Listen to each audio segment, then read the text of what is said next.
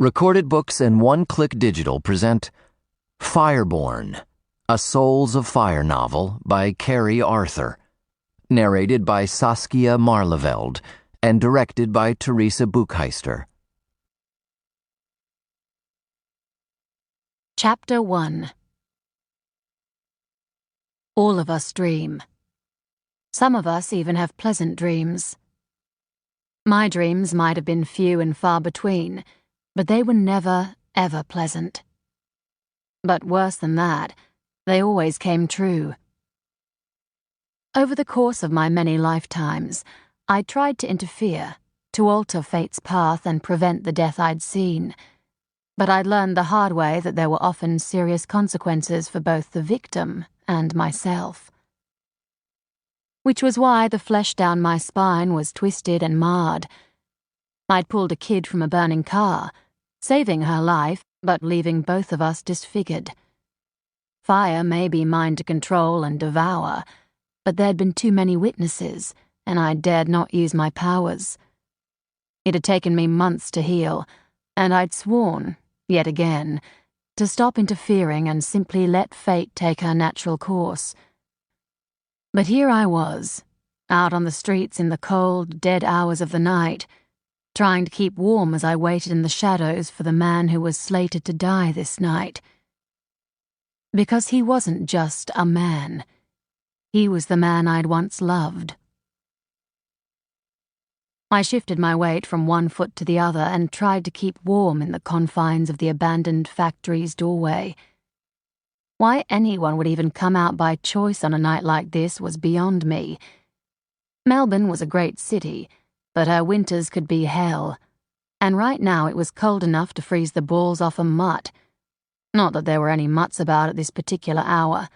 They apparently had more sense. The breeze whisked around the parts of my face not protected by my scarf, freezing my skin and making it feel like I was breathing ice. Of course, I did have other ways to keep warm. I was a phoenix, a spirit born from the ashes of flame, and fire was both my heritage and my soul. But even if I couldn't sense anyone close by, I was reluctant to flame. Vampires and werewolves might have outed themselves during the peak of Hollywood's love affair with all things paranormal, but the rest of us preferred to remain hidden. Humanity, on the whole, might have taken the existence of wares and vamps better than any of us had expected, but there were still far too many who believed non-humans provided an unacceptable risk to their existence. Even on crappy nights like this, it wasn't unusual to have hunting parties roaming the streets, looking for easy paranormal targets. While my kind rarely provided any sort of threat, I wasn't human, and that made me as much of a target for their hate as vamps and wares. Even the man who'd once claimed to love me was not immune to such hate. Pain stirred, distant and ghostly, but never, ever forgotten, no matter how hard I tried. Samuel Turner had made it all too clear what he thought of my type. 5 years might have passed, but I doubted time would have changed his view that the only good monster was a dead one. And yet here I was, attempting to save his stupid ass. The roar of a car engine rode across the silence.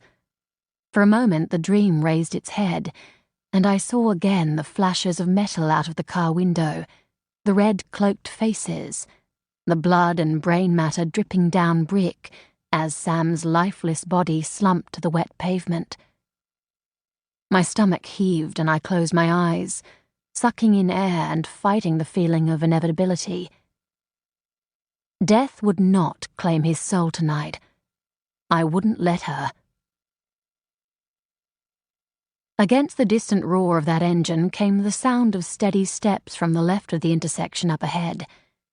He was walking toward the corner, and the death that awaited him there. I stepped out of the shadows. The glow of the streetlights did little to break up the night, leaving the surrounding buildings to darkness and imagination. The ever-growing rumble of the car approaching from the right didn't quite drown out the steady sound of footsteps. But perhaps it only seemed that way because I was so attuned to it, to what was about to happen. I walked forward, avoiding the puddles of light and keeping to the darker shadows. The air was thick with the growing sense of doom and the rising ice of hell. Death waited on the other side of the street, her dark rags billowing and her face impassive. The growling of the car's engine swept closer. Lights broke across the darkness, the twin beams of brightness spotlighting the graffiti that colored an otherwise bleak and unforgiving cityscape. This area of Brooklyn was Melbourne's dirty little secret, one definitely not mentioned in the flashy advertising that hailed the city as the IT holiday destination. It was a mix of heavy industrial and run-down tenements, and it housed the underbelly of society, the dregs, the forgotten, the dangerous. Over the past few years, it had become so bad that the wise avoided it, and the newspapers had given up reporting about it. Hell, even the cops feared to tread the streets alone here.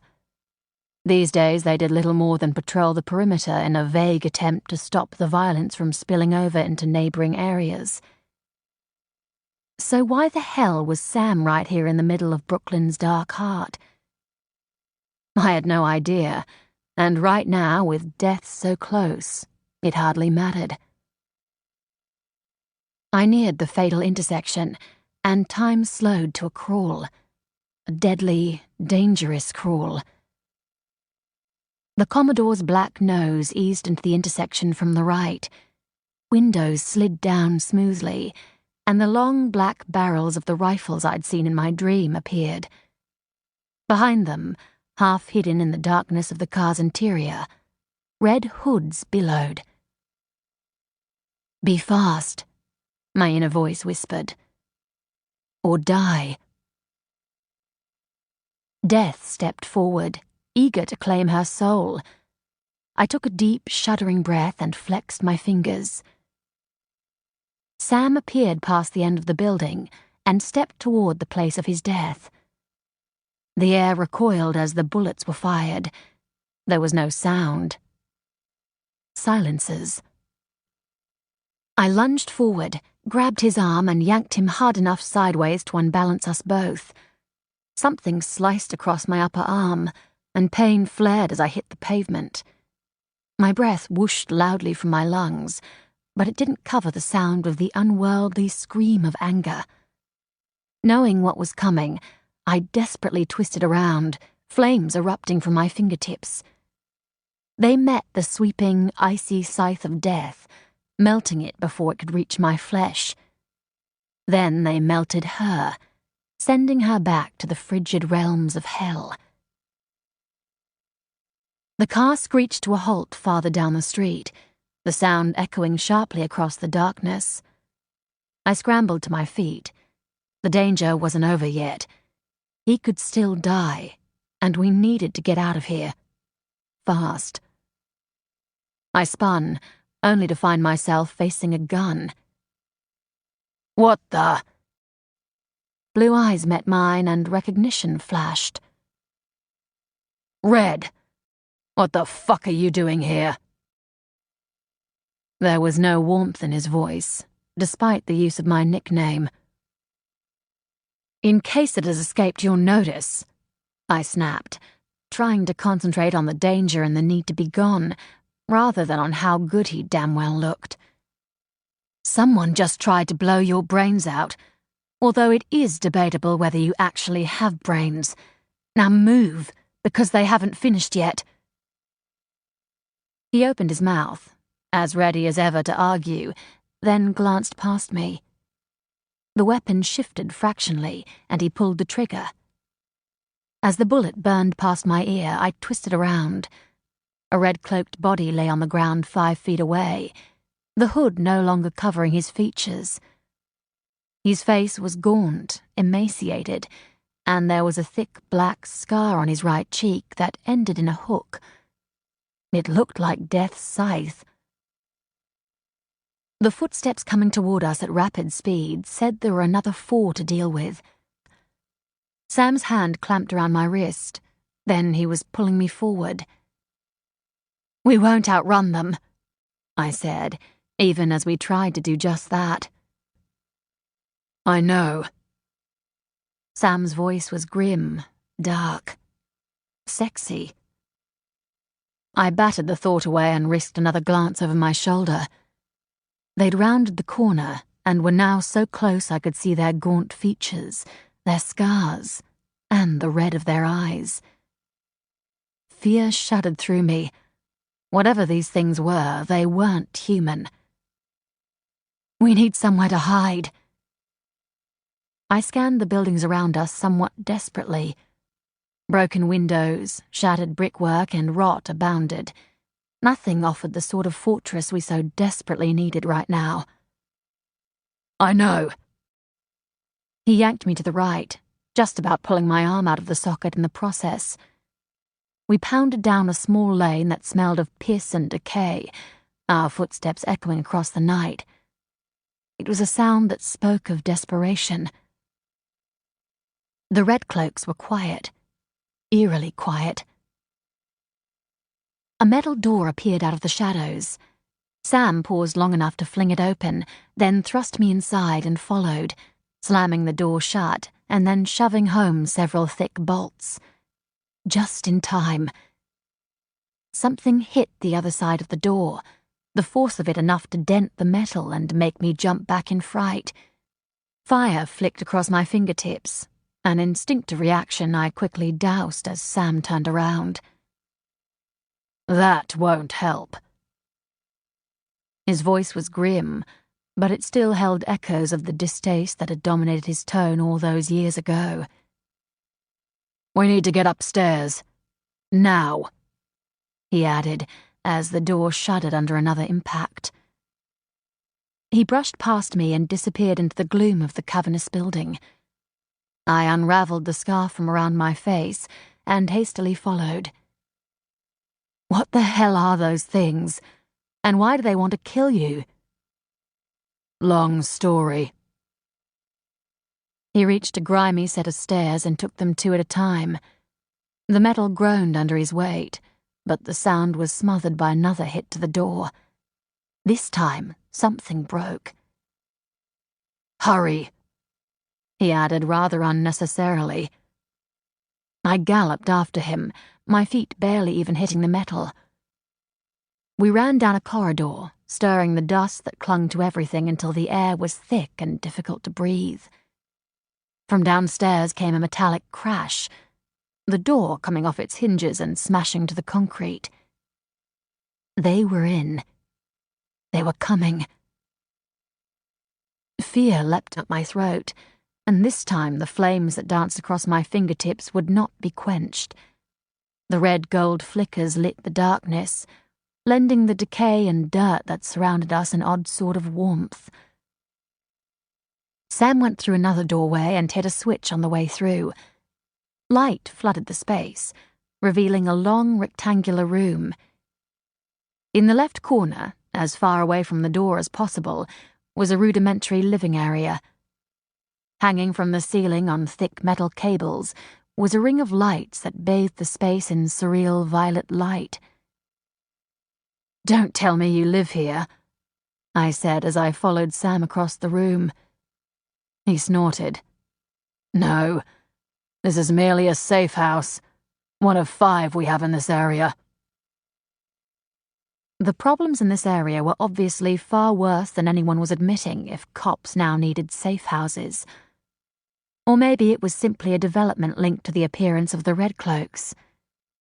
Certainly I hadn't come across anything like them before, and I'd been around for centuries. "Will the UV lighting stop those things?" He glanced at me. "You can see that?" "Yes." I said it tartly, my gaze on his, searching for the distaste and the hate. Seeing neither. "I'm not human, remember?" He grunted and looked away. Hurt stirred again. the embers refusing to die, even 5 years down the track. UV stops them. He paused, then added, Most of the time. "Oh, that's a comfort," I muttered, the flames across my fingers dousing as I thrust a hand through my hair. "What the hell are they, then? Vampires? They're the only non-humans I can think of affected by UV. And they certainly hadn't looked like vampires. Most vamps tended to look and act human, except for the necessity to drink blood and avoid sunlight. None that I'd met had red eyes or weird scars on their cheeks, not even the psycho ones who killed for the pure pleasure of it. They're a type of vampire.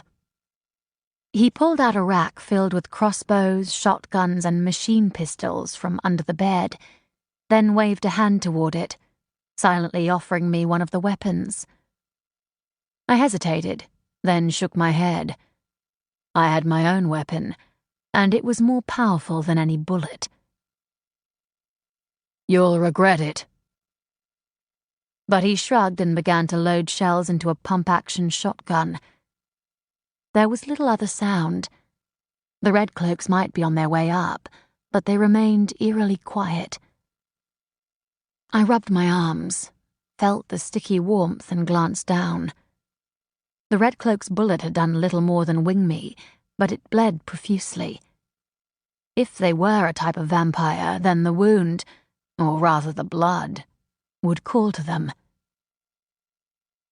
That blood might call to more than just those Red Cloaks, he added, obviously noticing my actions. There are some bandages in the drawer of the table holding the coffee pot. Use them. I walked over to the drawer. I doubt there's anything worse than those Red Cloaks out on the streets at the moment. He glanced at me, expression unreadable. Then you'd be wrong. I frowned, but opened the drawer and found a tube of antiseptic along with the bandages. As medical kits went, it was pretty basic, but I guess it was better than nothing. I applied both, then moved to stand in the middle of the UV circle, close enough to Sam that his aftershave, a rich mix of woody, earthy scents and musk, teased my nostrils and stirred memories to life. I thrust them away and crossed my arms. "How can these things be a type of vampire?" I asked, voice a little sharper than necessary. "Either you are or you aren't. There's not really an in-between state, unless you're in the process of turning from human to vamp. And those things in the cloaks were neither dead nor turning." It's a long story, he said, and one I'd rather not go into right now. "Then at least tell me what they're called." We've nicknamed them Red Cloaks. What they call themselves is anyone's guess. His shoulder brushed mine as he turned, and a tremor ran down my body. I hadn't felt this man's touch for 5 years, but my senses remembered it, remembered the joy it had once given me. "So why are they after you?" His short, sharp laugh sent a shiver down my spine. It was the sound of a man who'd seen too much, been through too much, and it made me wonder just what the hell had happened to him in the last 5 years. They hunt me because I've vowed to kill as many of the bastards as I can. The chance to ask any more questions was temporarily cut off as the Red Cloaks ran through the door. They were so damn fast they were halfway across the room before Sam could even get a shot off. I took a step back, my fingers aflame, the yellow-white light flaring oddly against the violet. The front one ran at Sam with outstretched fingers, revealing nails that were grotesque talons ready to rip and tear. The Red Cloak hit the UV light, and instantly his skin began to blacken and burn. The stench was horrific, clogging the air and making my stomach churn. But he didn't seem to notice, let alone care. he just kept on running. The others were close behind. Sam fired. The bullet hit the center of the first Red Cloak's forehead, and the back of his head exploded, spraying those behind him with flesh and bone and brain matter. He fell. The others leapt over him, their skin aflame and not caring one damn bit. Which was obviously why Sam had said my own flame wouldn't help. He fired again. Another Red Cloak went down. He tried to fire a third time, but the creature was too close, too fast. It batted him aside and kept on running. It wanted me, not Sam. As I'd feared, the blood was calling to them. I backpedaled fast, raised my hands and released my fire. A maelstrom of heat rose before me, hitting the creature hard, briefly halting his progress and adding to the flames already consuming him. My backside hit wood. The table. As the creature pushed through the flames, I scrambled over the top of it, then thrust it into the creature's gut. He screamed, the sound one of frustration rather than pain, and clawed at the air, trying to strike me with arms that dripped flames and flesh onto the surface of the table. The wooden table. As another shot boomed across the stinking, burning darkness, I lunged for the nearest table leg. I gripped it tight, then heaved with all my might. I might only be 5'4", but I wasn't human, and I had a whole lot of strength behind me. The leg sheared free, and just in time. The creature leapt at me. I twisted around and swung the leg with all my might. It smashed into the creature's head, caving in his side and battering him back across the table. A final gunshot rang out, and the rest of the creature's head went spraying across the darkness. His body hit the concrete with a splat and slid past the glow of the UV, burning brightly in the deeper shadows crowding the room beyond. I scrambled upright and held the leg at the ready, but there were no more fiery forms left to fight. We were safe. For several seconds I did nothing more than stare at the remnants still being consumed by the UV's fire. The rank, bitter smell turned my stomach, and the air was thick with the smoke of them. Soon there was little left other than ash, and even that broke down into nothingness. I lowered my hands and turned my gaze to the man I'd come here to rescue. "What the hell is going on here, Sam?" He put the safety on the gun, then tossed it on the bed and stalked toward me. "Did they bite you? Scratch you?" I frowned. "No." He grabbed my arms, his skin so cool against mine. It hadn't always been that way. Once his flesh had matched mine for heat and urgency, especially when we were making love. I stopped at the thought in its tracks. It never paid to live in the past. I knew that from long experience. "Are you sure?" He turned my hands over and then grabbed my face with his oh-so-cool fingers, turning it one way and then another. There was concern in the blue of his eyes. Fear, even. For me. It made that stupid part of me deep inside want to dance, and that annoyed me even more than his non-answers. "I'm fine." I jerked away from his touch and stepped back. "But you really need to tell me what the hell is going on here." He snorted and spun away, walking across to the coffee maker. He poured 2 cups without asking, then walked back and handed the chip-free one to me. "This, I'm afraid, has become the epicenter of hell on Earth." His voice was as grim as his expression. "Which is about as far from an answer as you can get," I snapped, then took a sip of coffee. I hated coffee, especially when it was thick and bitter. and he knew that. But he didn't seem to care, and right then, neither did I. I just needed something warm to ease the growing chill from my flesh. The immediate danger to Sam might be over, but there was still something very wrong. With this situation, and with this man. What the hell were those things if not vampires? He studied me for a moment, his expression closed. Officially, they're known as the Red Plague. But as I said, we call them the Red Cloaks. They're humans infected by a virus nicknamed Crimson Death. It can be transmitted via a scratch or a bite. So if they wound you, you become just like them. A bleak darkness I didn't understand stirred through the depths of his blue eyes. If you're human or vampire, yes. I frowned. Why just humans and vampires? Why not other races? It may yet affect other races. There are some shifters who seem to be immune as long as they change shape immediately after being wounded, but this doesn't hold true in all cases. More than that, he shrugged. The virus is too new to be really certain of anything.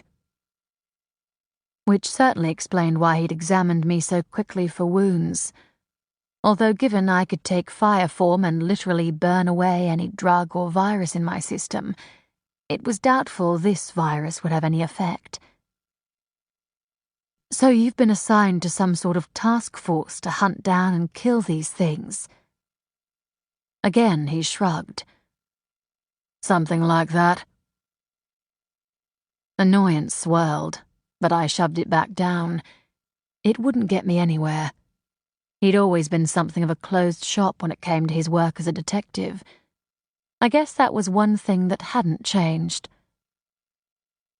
Is this virus a natural development, or a lab-born one? Lab-born. Who in their right mind would want to create this sort of virus? They didn't mean to create it. It's a byproduct of sorts. He took a sip of his coffee, his gaze still on mine. There was little in it to give away what he was thinking, but it oddly reminded me of the look vampires got when they were holding themselves under tight control. He added, They were actually trying to pin down the enzymes that turn human flesh into vampire and make them immortal. Why the hell would anyone want to be immortal, or near immortal? It sucks. Just ask the vampires. A smile, brief and bitter, twisted his features. Humankind has a long history in chasing immortality. I doubt the testimony of vampires, many of whom are unbelievably rich thanks to that near immortality, would convince them otherwise. More fool them, I muttered. Living forever had its drawbacks, as did rebirth, which was basically what vampires went through to become near immortal. But then, humans rarely considered the side effects when they chased a dream. I took another drink of coffee and shuddered at the tar-like aftertaste. How long had this stuff been brewing? I walked across to the small sink and dumped the remainder of it down the drain, then turned to face him again. How did this virus get loose? This sort of research would have been top secret, and that usually comes with strict operational conditions. It did. Does. Unfortunately, one scientist decided to test a promising serum on himself after what appeared to be successful trials on lab rats. No one realized what he'd done until after he went crazy, and by that time, the genie was out of the bottle. And on the streets, obviously. How come there's been no public warning about this? Surely people have a right to know. Yeah, great idea. He cut in harshly. Warn the general population a virus that turns people into insane, vampire-like beings has been unleashed. Can you imagine the hysteria that would cause? And I guess it wouldn't do a whole lot of good to the image of actual vampires either. It would also, no doubt, lead to an influx of recruits to the many gangs dedicated to wiping the strain of non-humanity from Earth. I studied him for a moment. For all the information he was giving me, I had an odd sense that he wasn't telling me everything. The Red Cloaks who were chasing you acted as one, and with a purpose. That speaks of a hive-type mentality rather than insanity to me. He shrugged. The virus doesn't always lead to insanity, and not everyone who is infected actually survives. Those who do so with varying degrees of change and sanity. I frowned. How widespread is this virus? Because if tonight is any example, there's more than just a few surviving it. About 60% of those infected die. So far, the virus is mostly confined to this area.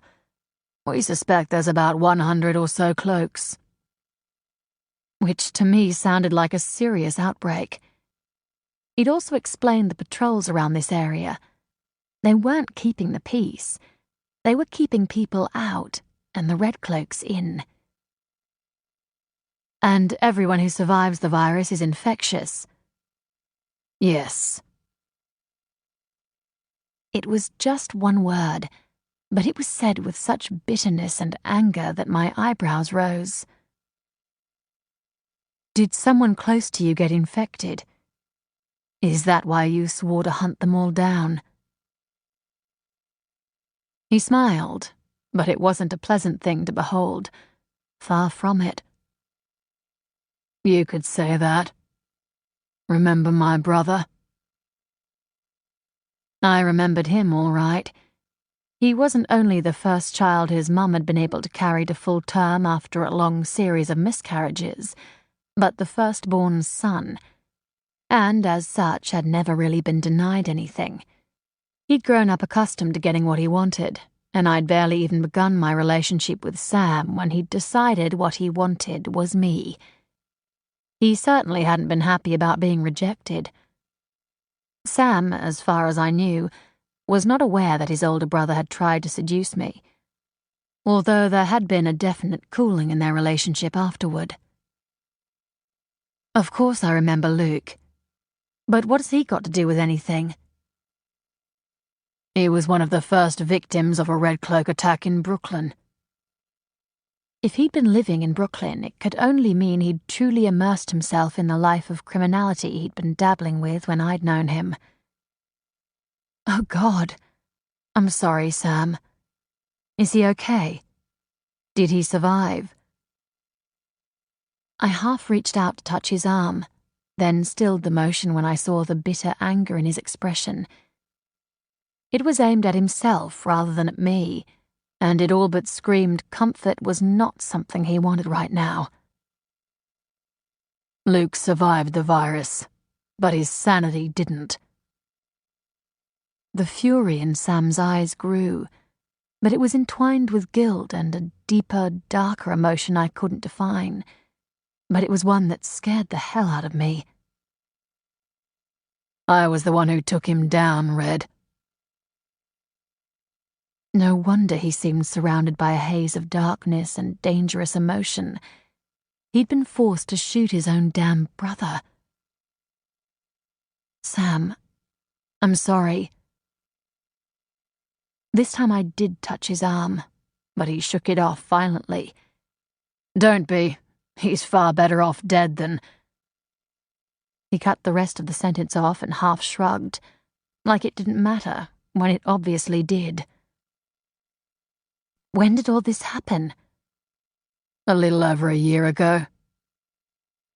And he changed greatly in that year, I thought, though I suspected the cause was far more than just the stress of Luke's death. How the hell could something like this be kept a secret for so damn long? Trust me, you wouldn't want to know. A chill went through me.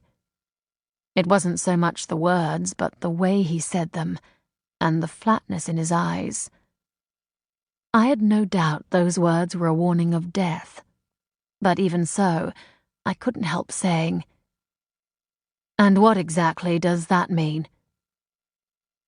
"It means you tell no one about tonight, or it could have disastrous consequences.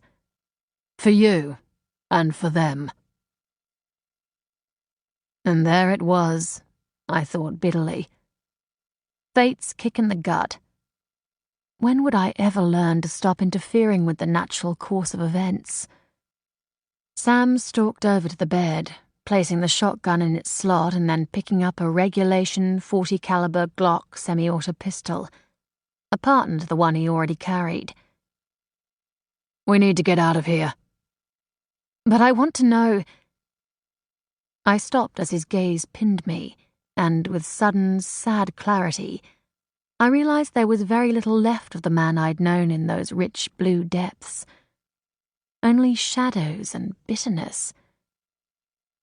I might have saved him tonight, but the reality was I'd been about 12 months too late. This was nothing more than a replica. He might look the same, he might smell the same, but he held none of the fierce joy of life that had once called to me like flame to a moth. This man's world had become one of ashes and darkness, and it was not a place where I wanted to linger. "Let's go," he said. "Don't bother, Sam." He briefly looked confused. It was the second real expression I'd seen, the first being that moment of surprise when he'd realized who'd saved him. "What do you mean?" I walked across to him. Ashes or not, he still resembled the man I'd never get over, not in this lifetime anyway, and it was hard not to lean into him, hard not to give in to the desire to kiss him goodbye, just one more time. "I'm one of them, remember?" Bitterness crept into my voice. "One of the monsters, and I'm more than capable of looking after myself." He snorted softly, the sound harsh. "Not in this damn area, and maybe not against the—" "I got in here without harm," I cut in, voice as cold as his. "And I'll damn well get out the same way." "Fine." He stepped aside and waved me forward with the barrel of the gun. "Be my guest." I looked at him for a moment longer, then walked toward the door. But as I neared it, I hesitated and turned around. "I don't know what has happened to you, Sam Turner, but I'm mighty glad you're no longer in my life." And with that lie lingering in the air, I left him to his bitterness and shadows, and went home.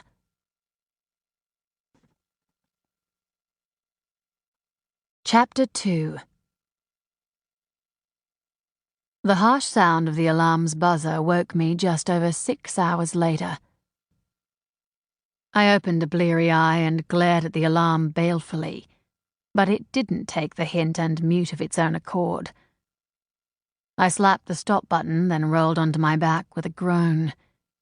The already tangled sheets twisted around me further, tugging free from the bed to expose my toes to the cool morning air. But cold toes were the least of my worries, because my arms still hurt and I felt like shit. I'd fallen into bed not long after 2, but sleep had been elusive and my dreams were filled with blue eyes that were far too shadowed and filled with death. Death that would step my way if I wasn't very careful. Despite the warning the dreams had contained, the desire to find out what had happened to Sam rose like a ghost, insubstantial and fleeting. I shoved it back in its box. Dreams aside, I couldn't afford any sort of curiosity about either him or the Red Cloaks. He'd made it abundantly clear what would happen if I did. And why would I bother anyway? He'd told me long ago that he wanted me out of his life forever, and nothing I'd seen last night indicated he'd changed his mind. I was still a monster in his eyes, still someone he believed should be dead rather than living and breathing the same air as him. I don't know why I'd hoped for anything else. I flung my good arm over my eyes, not ready to get up and face the world just yet. In the city streets far below our apartment, trams rattled and groaned, and the gentle hum of traffic mingled with the harsh cry of the gulls circling the nearby quay. A gentle breeze stirred past my toes, chilling them even further. Rory had obviously left the balcony doors open again. I couldn't hear him in the kitchen, though, and I should have, given he was on morning shift at the fire station. I tugged the sheets away from my limbs and climbed out of bed. The cool air hit my skin like ice. I shivered and grabbed a dressing gown, pulling it on as I walked across the hall to Rory's room. As I suspected, he was still asleep, sprawled naked and belly down on his bed, the blankets covering his butt and little else. But the air in his room held little of the chill that had greeted me, meaning he was in a deep enough sleep that caution had fallen by the wayside and instinct had taken over. He was radiating enough heat to warm not just his body, but the entire room. "Hey!" I lightly kicked the foot hanging off the end of the bed. "Time to get ready for work." He didn't respond, so I kicked the foot again. This time he muttered something I suspected wasn't polite. I grinned and kicked him a little harder. He grunted, and this time the muttering was definitely a word. Bitch, to be precise. "You're on morning shift, remember? And your captain did warn you last week not to be late again." He rolled over onto his back, and the rest of the blanket slipped from the bed onto the floor. He worked out in the gym and ran around the nearby tan track, a 3.8-kilometer stone aggregate track around the beautiful botanic gardens. So he was slender but well-toned, with long, lean legs, a flat stomach, broad shoulders, and well-defined arms. And he was, I noticed with amusement, more than a little horny this morning. I walked around the bed and flung open the curtains. Sunlight flooded the room, turning his red hair, which was a feature of all phoenixes, to copper and highlighting the dust and the mess. One thing Rory had never been was tidy. "Fuck," he muttered, his deep voice gravelly and harsh as he flung up an arm to shield his eyes. "That's just cruel." "I thought you liked your job." "I do, but—" "The only but I want," I said, unreasonably cheered by the fact that I wasn't alone in feeling shitty, "is yours climbing out of that bed and into the shower pronto." A devilish light began to gleam in the warm amber depths of his eyes. "I've got a better idea." My grin grew, but before I could actually react, he lunged forward, grabbed my arm and dragged me down onto the bed beside him. For good measure, he threw a leg over the top of mine to prevent me from escaping, though I hadn't actually tried. "How about you and I waste a little time and energy?" he murmured, as he tugged at the dressing gown's sash. "How about you try to keep this job a little longer than 6 months?" I said wryly, even as I gave in to temptation and let my fingers play over his well-defined arms. It would only encourage him, but the fires within hungered for closeness, warmth, and caring. No doubt to counter the cold darkness I'd faced last night. "They won't sack me." His expression became distracted as the sash came undone. "I'm too good a fireman, and they know it."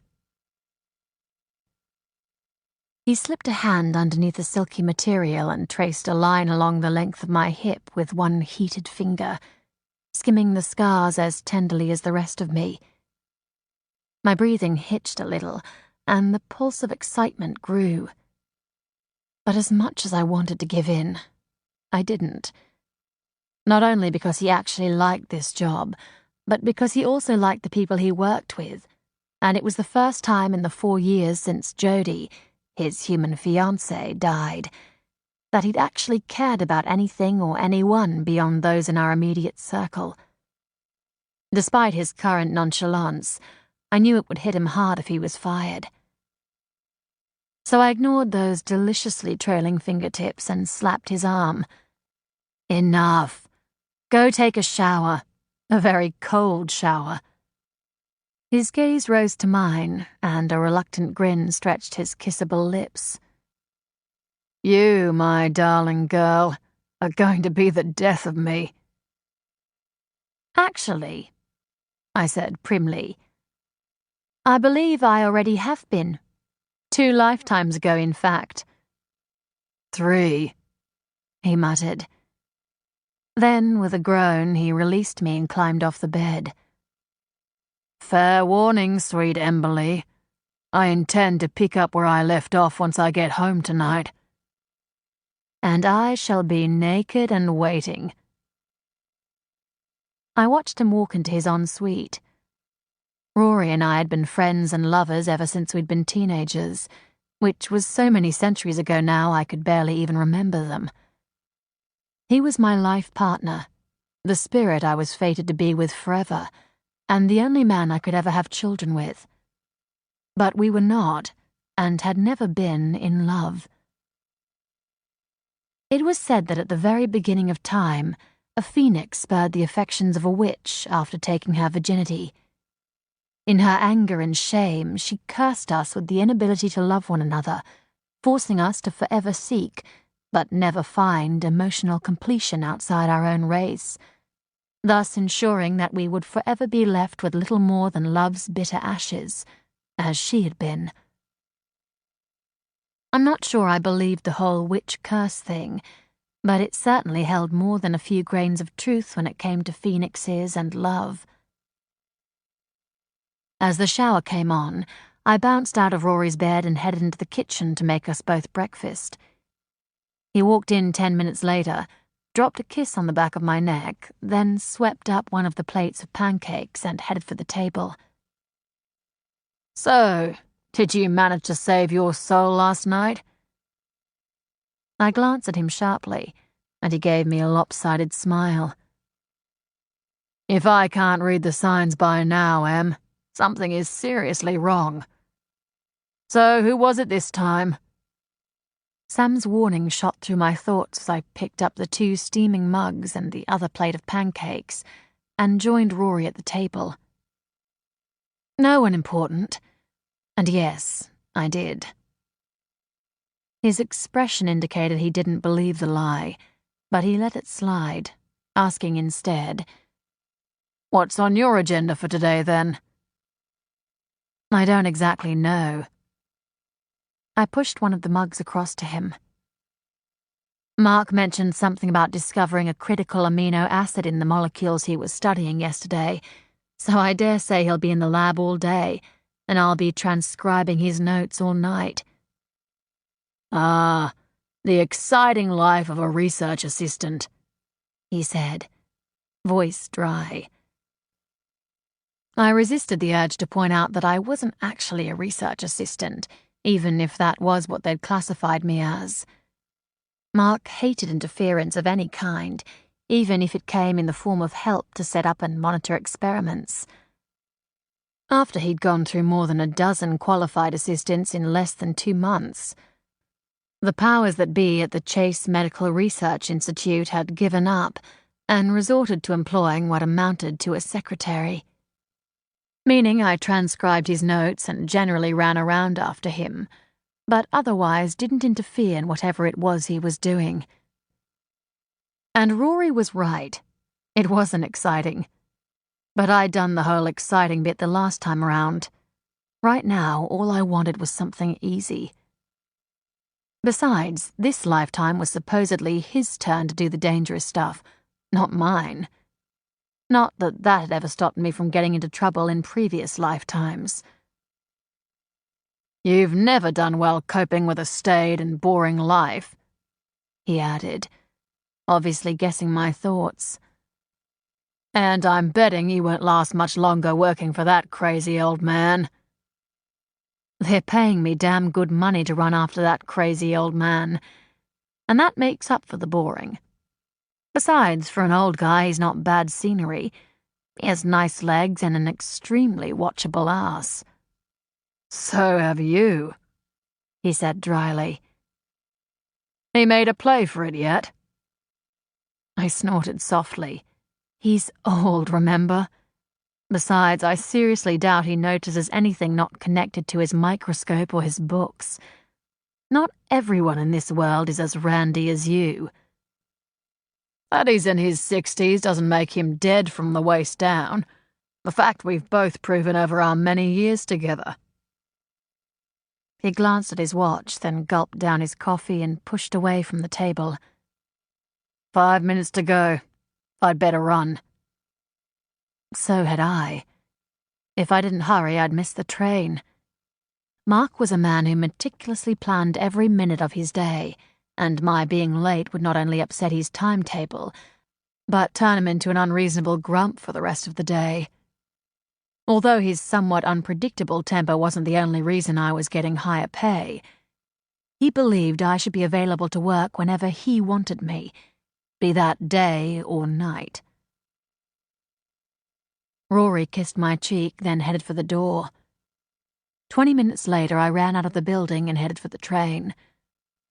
I squeezed out at Footscray Station, then walked down to Byron Street and the big white building that housed the Chase Medical Research Institute.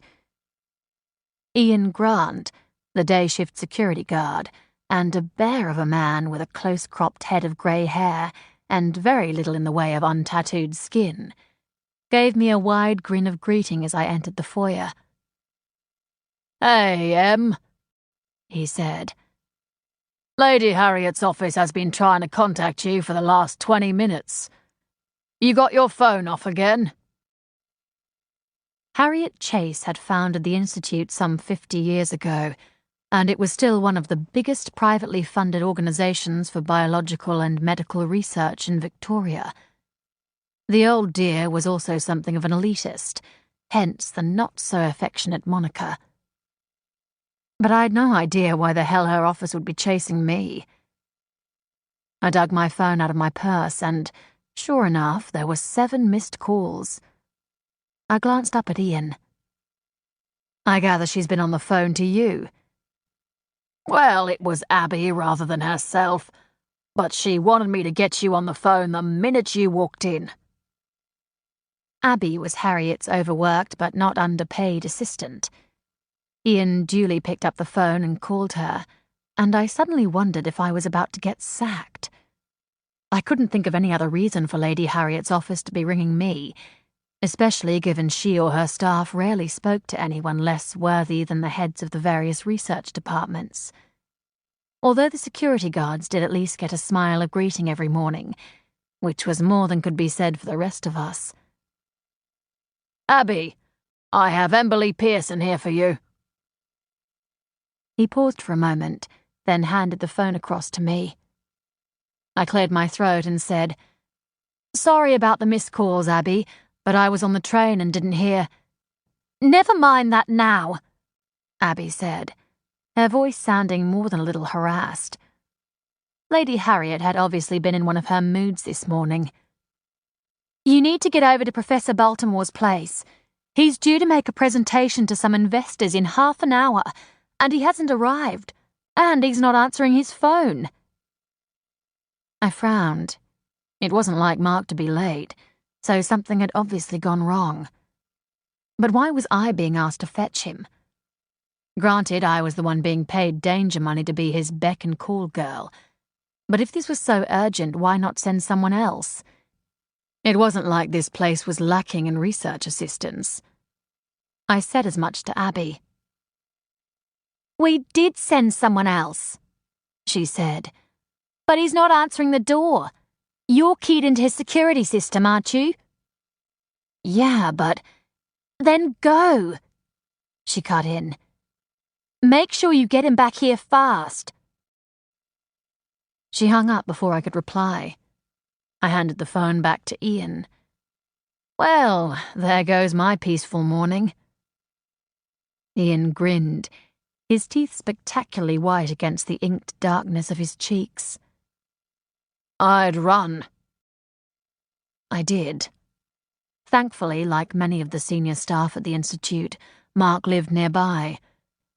It saved time travelling back and forth and allowed them to work longer hours. Nothing like being addicted to your job, which was something I could never claim. Hell, I couldn't even claim that I'd liked many of the things I'd done over the centuries Rory and I had been alive. Mark's brown brick building came into view. It was a squat 3-story building with vinyl windows that were double-glazed and butt-ugly.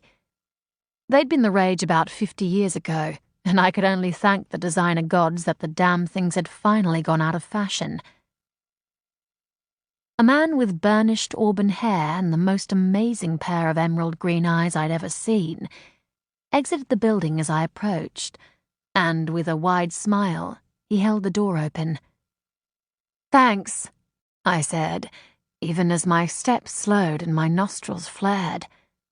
The heat radiating off him was incredible, and it was all I could do to resist the desire to siphon it away. He had to be a fire fae. No other non-human had that sort of heat signature. From what I knew of the fae, there were 4 groups, with each group controlling one of nature's fundamental building blocks: earth, wind, fire, and water. This man, as a fire fae, couldn't actually create fire, but he could shape and control it. All fae tended to be loners, preferring the solitude of empty countryside to the concrete jungles of this world, and each of them also had a need to be near their element regularly, or they would fade away, becoming little more than a sigh on the wind. While fae were loners at heart, they were also sensualists, existing to experience sensations both within and without their elements. Fire fae in particular reputedly delighted in introducing innocence to the more seductive pleasures of this world, which was maybe why this fae was here in Melbourne. In a city as big as this, there was a greater chance of finding innocence. Deep in his bright eyes, recognition flared, along with curiosity. He might not know exactly what I was, but he sure as hell recognized another being of fire.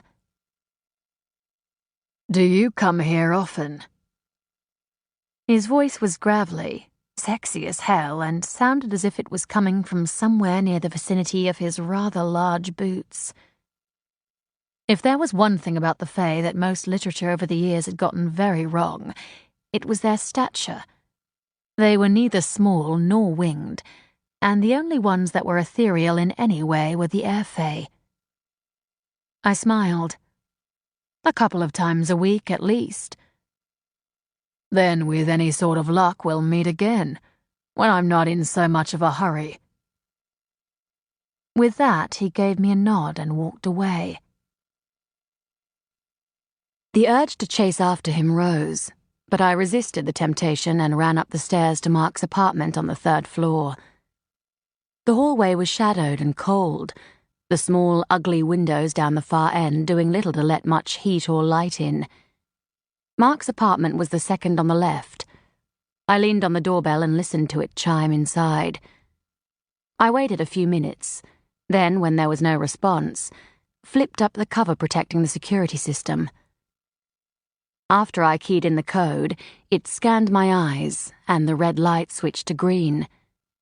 As security measures went, they were pretty over the top, but the Institute had insisted on them after the homes of several other professors had been burgled. The door slid open with a soft whoosh. I took 3 steps inside and stopped, my eyes widening in surprise. The place was a mess. In fact, mess was putting it mildly. The room looked as if it had been turned upside down and given several violent shakes. Furniture was dragged away from the walls or upturned. Books were scattered all over the carpet. and his precious research papers had been flung everywhere. What the hell had happened? "Professor!" I stepped over loose paperwork and around fallen furniture and made my way to the bedroom. The door was closed. I hesitated, then pulled a tissue out of my handbag and used it to turn the door handle, to cut any risk of adding my own prints to whatever prints might be there. "Professor?" I repeated. "You in here?" Still no answer. I opened the door and warily peeked around the corner. The mess in this room was a mirror of the first. The sheets and blankets were torn from the bed, the mattress flung against one wall, the dresser drawers half out, and their contents strewn across the floor. Someone really had done a number on this place. But where the hell was Mark? My gaze went to the small ensuite bathroom, and I swallowed heavily. But just because it was closed didn't mean he was dead inside. And even if he was, it wasn't like I hadn't seen a corpse before. I forced my feet forward, stepping carefully across the mess, and repeated the tissue process with the ensuite door. The destruction was repeated even here, but Mark wasn't inside. Relief slithered through me. I swung around, my gaze sweeping the room. Whoever was responsible for this had obviously been looking for something. But what?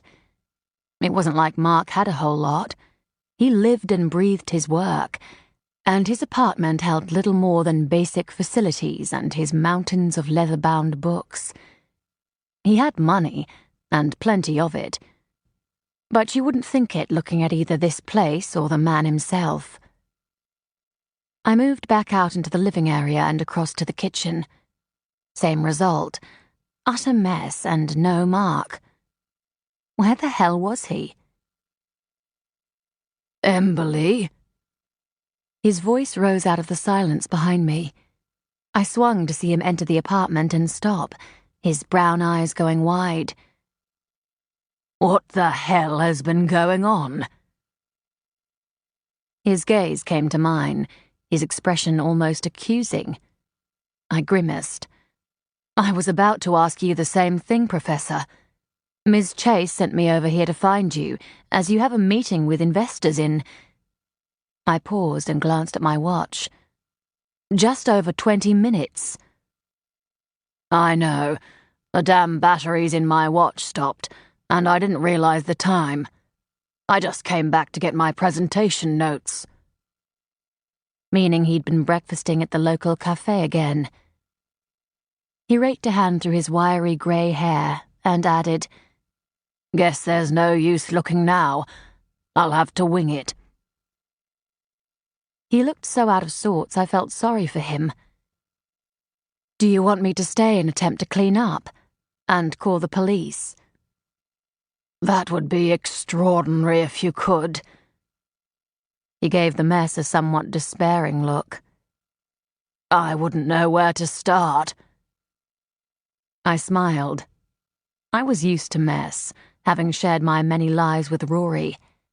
But for someone as meticulous as Mark, this had to be a harrowing sight. "It's no problem. Just make sure you clear it with Ms. Chase." He nodded. "Thank you, Emberly. This is very much appreciated." I shrugged. He gave the mess around me another sweeping, somewhat despairing look, then muttered something under his breath and walked out. I closed the door, then called the cops and basically did nothing until they arrived. Abby rang to confirm that she'd clocked me in, and all I had to do was come back to clock out whatever time I finished. The cops took some pics and my statement, then dusted a couple of items and basically left me to it.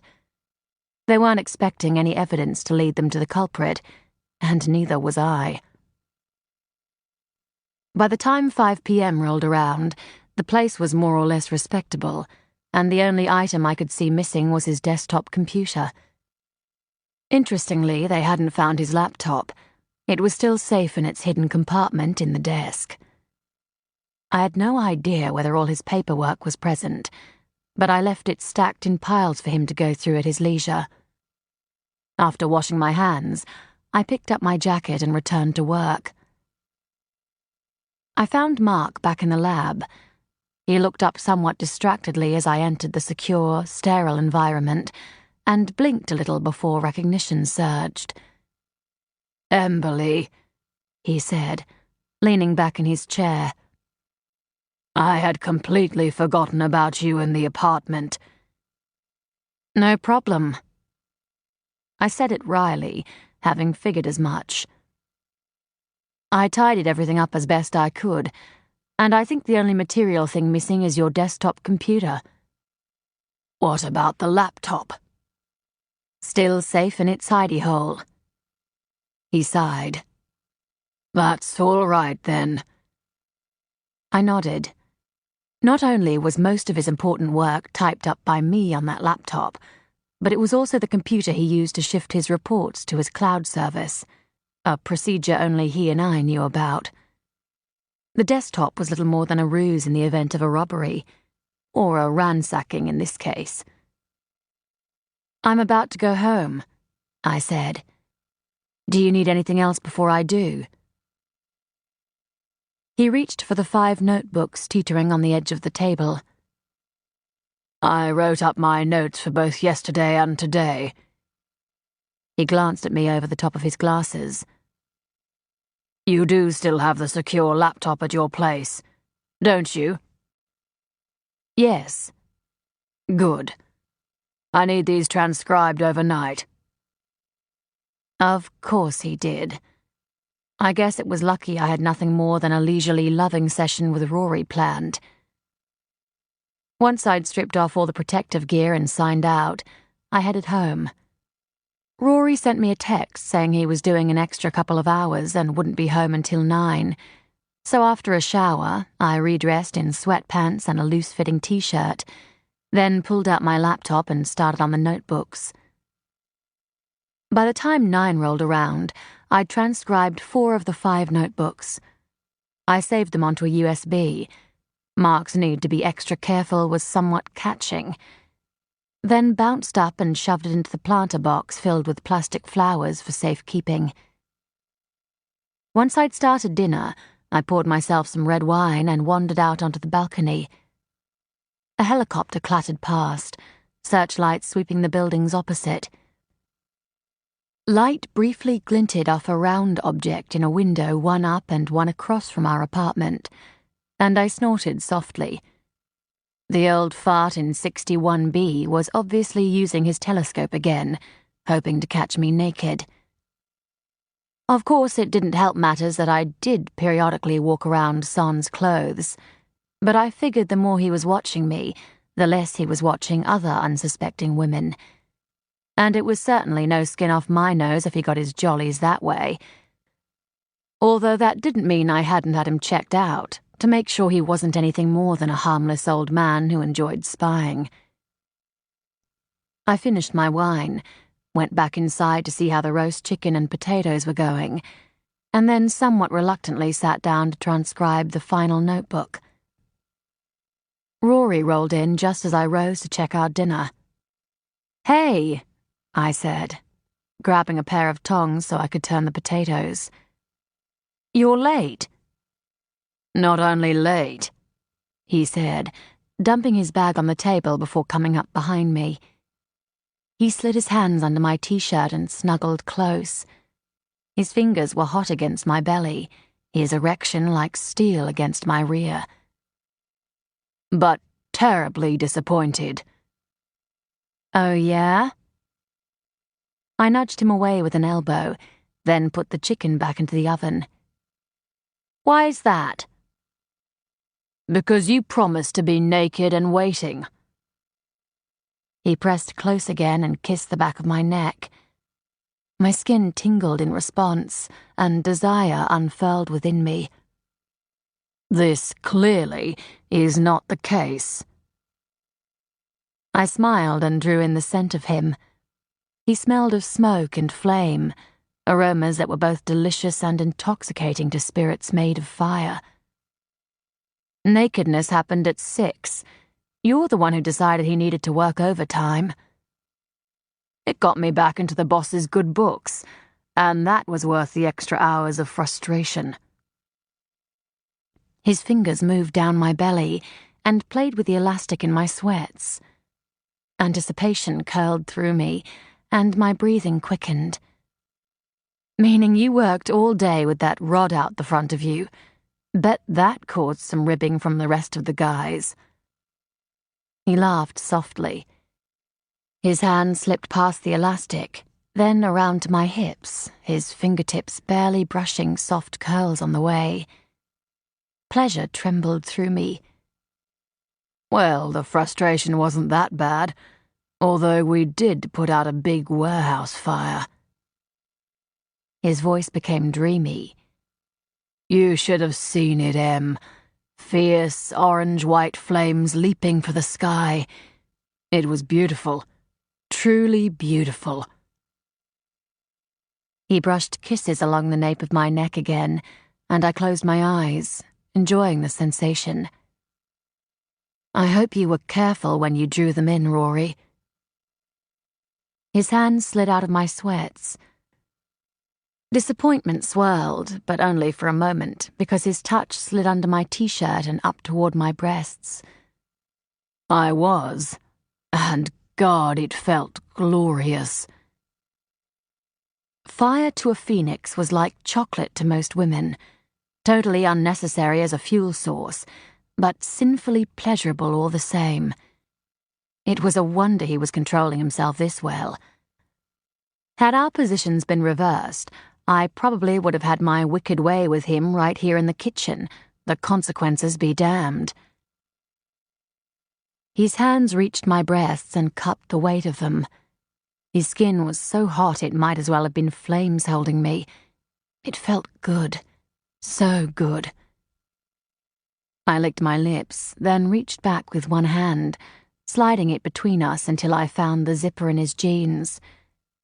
As his clever fingers began to gently pinch and pull my nipples, I slid the zipper down. He wasn't wearing underpants. He rarely did when he was this horny, and his cock came free, thick and hard and pulsing with need. I played my fingers along the length of it, and he groaned. Not like this, he murmured, even as his body instinctively pressed harder against mine. I want the real thing, Em. Flame, not flesh. And with that he pulled away, caught my hand in his and tugged me after him. We all but ran to the apartment's 3rd bedroom, only there was no bed in this room. There was, in fact, no furniture at all. Just 4 thick, fireproof walls and a bare concrete floor that had been treated with fire retardant.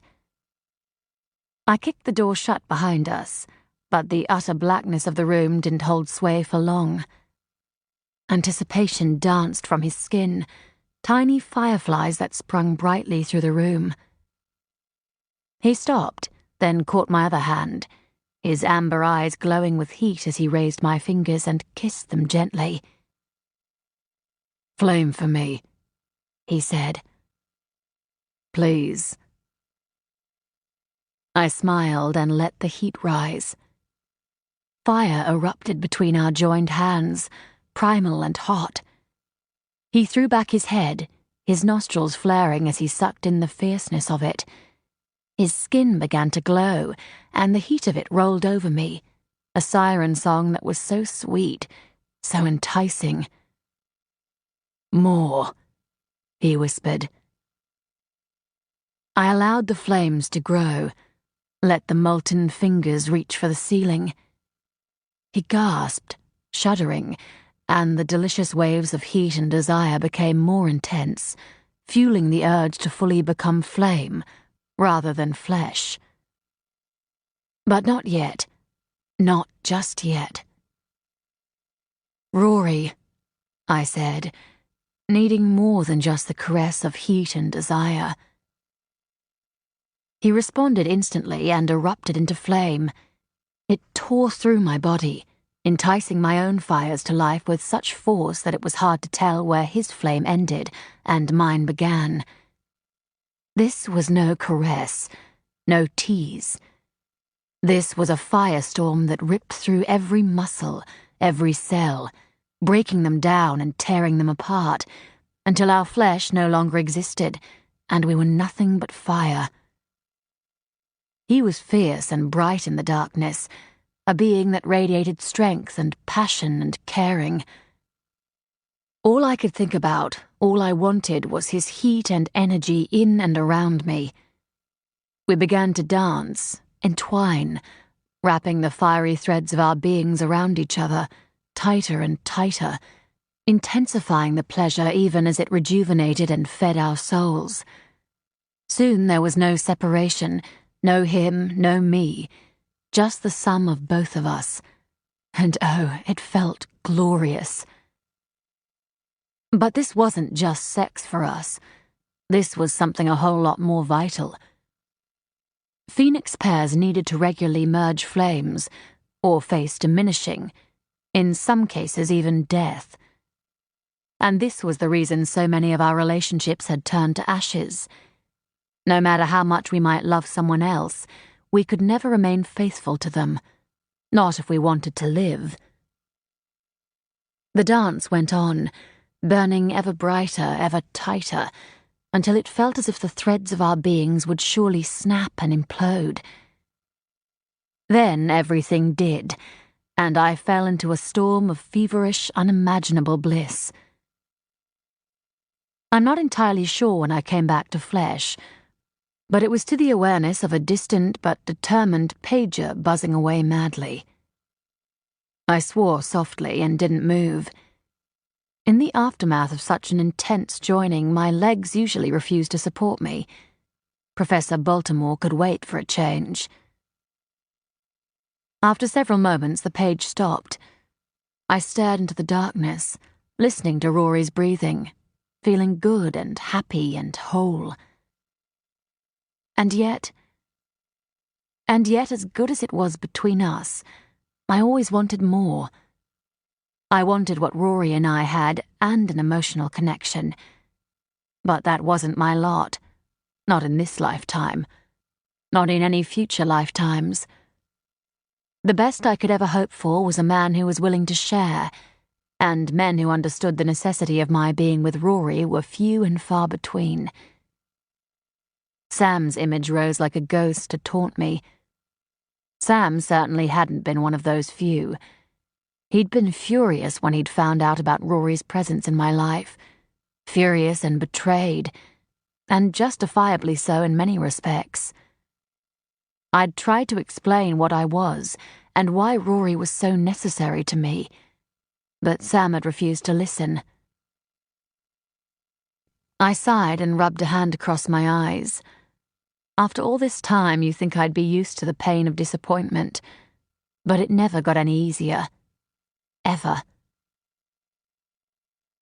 Rory eventually rolled onto his side and dropped a kiss on my lips, soft and lingering. I hope that page wasn't urgent. I took a deep, shuddery breath that did little to ease my aching heart. You know Mark. He probably just wants coffee. Then I better let you go. I know what it's like to suffer caffeine withdrawal. A grin I felt rather than saw teased his lips. It's almost as bad as sex withdrawal. Which is not something you suffer very often. Amused, I pushed upright, then walked into the living room and grabbed my handbag, rummaging through until I found the pager. There was no message, but the little light on the side of the small screen was flashing, which usually meant he wanted to see me but was too busy to tell me why. I threw the pager back into my bag, then headed into the bathroom for a quick shower. Urgent or not, I wasn't about to head to work smelling of smoke and fire. The chicken should be done in another 20 minutes, I said, walking back into the kitchen once I was dressed. Don't wait up for me. I have no idea how long this is going to take. He nodded, then wrapped his arms around me and dropped a kiss on the top of my head. Catch a taxi. Public transport sucks at this hour. I relaxed against him for a moment, but as the air began to burn all around us again, I pulled away, grabbed my bag and coat, then got the hell out of there before desire got the better of common sense. I arrived at the Institute about 20 minutes later. Light shone from various windows, including the one Mark usually operated from. I swept my ID card through the slot, then walked across the foyer to the security desk. The guard, a thin man in his mid-40s, watched me impassively from under heavily set brows. May I help you? I grabbed the sign-in book and nearby pen. Is Professor Baltimore working in his usual lab tonight? He paged me about half an hour ago. The guard, Ryan Jenkins according to his name tag, frowned. I think the professor left about 2 hours ago. He paused and checked the other book. Yep. You can see his signature right here. He swung it around, then pointed at the appropriate spot. Sure enough, the professor had signed out at 8:52. I grimaced. Not only had he called me from home, but he'd left the lights on in the lab again. Lady Harriet would not be amused, although she'd hardly say anything to him because he was her top scientist. It would come down to me instead. Could you arrange for someone to go up into his lab and turn the lights off?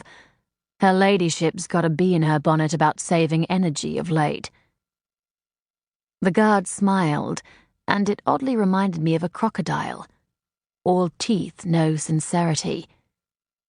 Sure will. You need anything else? No, thanks. I turned and walked out. I could feel the guard's gaze on me the entire time, and for some weird reason it had chills skating down my spine.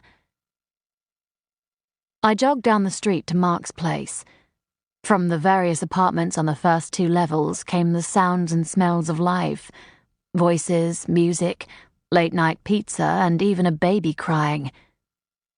The 3rd floor, however, was shadowed and silent. I paused, the unease that had lingered after the guard's attention suddenly flaring again. There was only one other tenant on his floor besides Mark, and he was a man in his mid-20s who was probably out partying, given it was a Friday night. The old woman who lived in one of the other apartments had died last week, and the remaining apartment still hadn't been rented out. So it wasn't surprising the floor was hushed. And yet something felt wrong. Wrong is better than boring, that inner voice whispered.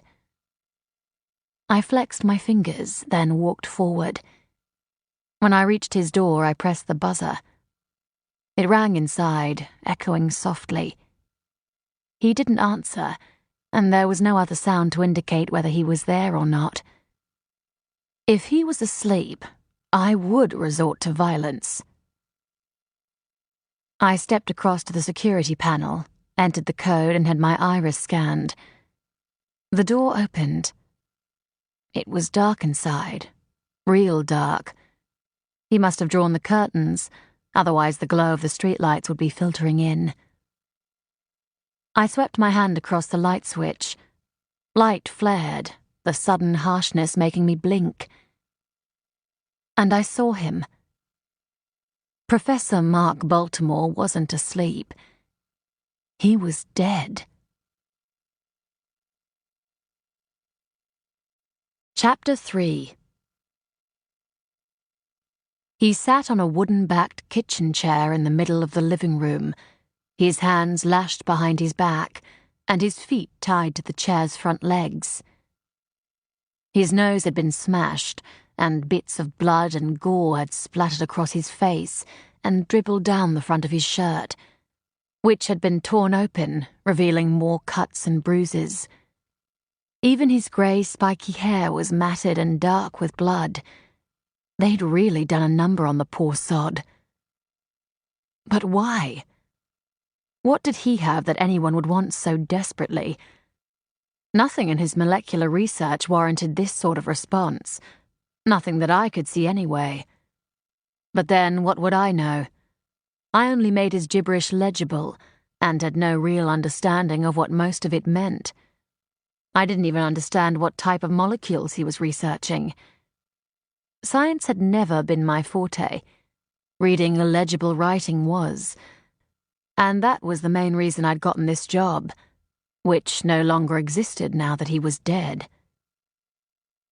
I smacked that rather self-centered thought away and dug my phone out of my purse, calling the cops for the second time that day. As I waited for them to arrive, I dialed the office but got a busy signal. When I also had no luck with Abby's cell number, I left a message, saying she needed to contact me immediately. Hopefully she'd do so sooner rather than later, because if Lady Harriet found out about the murder via the TV or newspapers, there'd be hell to pay. Time after that seemed to drag. I tried to ignore the guilt that crawled through me every time I glanced at his body, but had little success. While I knew it was highly unlikely I could have changed the outcome here if I had answered the buzzer when it initially went off, there was always going to be that what-if question lingering in my mind. Although, truth be told, if I had gotten here earlier, I might have been found dead alongside my boss. I sometimes dreamed of death, but my own usually came without warning. The cops eventually arrived. I was questioned, first by the man who'd initially responded and then later by the detective in charge, and it was close to 2, yet again, by the time I finally got home. I stripped off my clothes as I walked through the living room, then padded into Rory's darkened bedroom, crawled into his bed and snuggled into his back, and promptly went to sleep. A strange sound woke me, an incessant, annoying noise that just went on and on. I blinked, my mind fuzzy and my body securely cocooned in the warmth of Rory's. Eventually I realized what the sound was. Someone was downstairs leaning on the intercom buzzer. "Whoever that is," Rory murmured, "tell them to fuck off. It's still early, for God's sake." A glance at the clock proved he was right. It was barely 7. But whoever it was apparently wasn't going to take silence for an answer. I groaned and pulled myself away from the delicious heat of Rory's embrace, then staggered barefoot and naked through the living room. Only I wasn't entirely watching where I was going and ran shin first into the coffee table, spilling Mark's precious notebooks everywhere in the process. I cursed fluently and hobbled the rest of the way to the intercom, slapping the button hard and saying, "Whoever the fuck you are, you'd better have a good reason for waking me up at this hour of the goddamn morning." There was a long silence. Then an all-too-familiar voice said, "It's Sam. We need to talk." Surprise, and perhaps a tiny bit of pleasure raced through me. "You and I said all there was to be said the other night. I don't want or need you in my life." "Look," he said, voice gravelly and decidedly grim. "I don't want this any more than you do, but you happen to be the only witness to Professor Baltimore's murder." "I didn't witness it," I corrected tartly. "I found the body. Big difference." "And," he continued, like I'd never spoken, "you worked for the man. You knew him better than anyone else at the Institute, apparently, and that makes you a possible key to tracking down his murderer." "I met the case detectives last night. You're not one of them, so why the hell are you here?" He hesitated. "This case is no longer being handled by homicide. It's been turned over to us." "And who, pray tell, is us?" My voice was every bit as cold as his, but my heart was hammering so hard it felt like it was going to tear out of my chest. And I didn't know whether it was the fear that talking to him could inflame all those barely buried feelings, or the half-certainty that it would turn them to ashes and blow them away forever.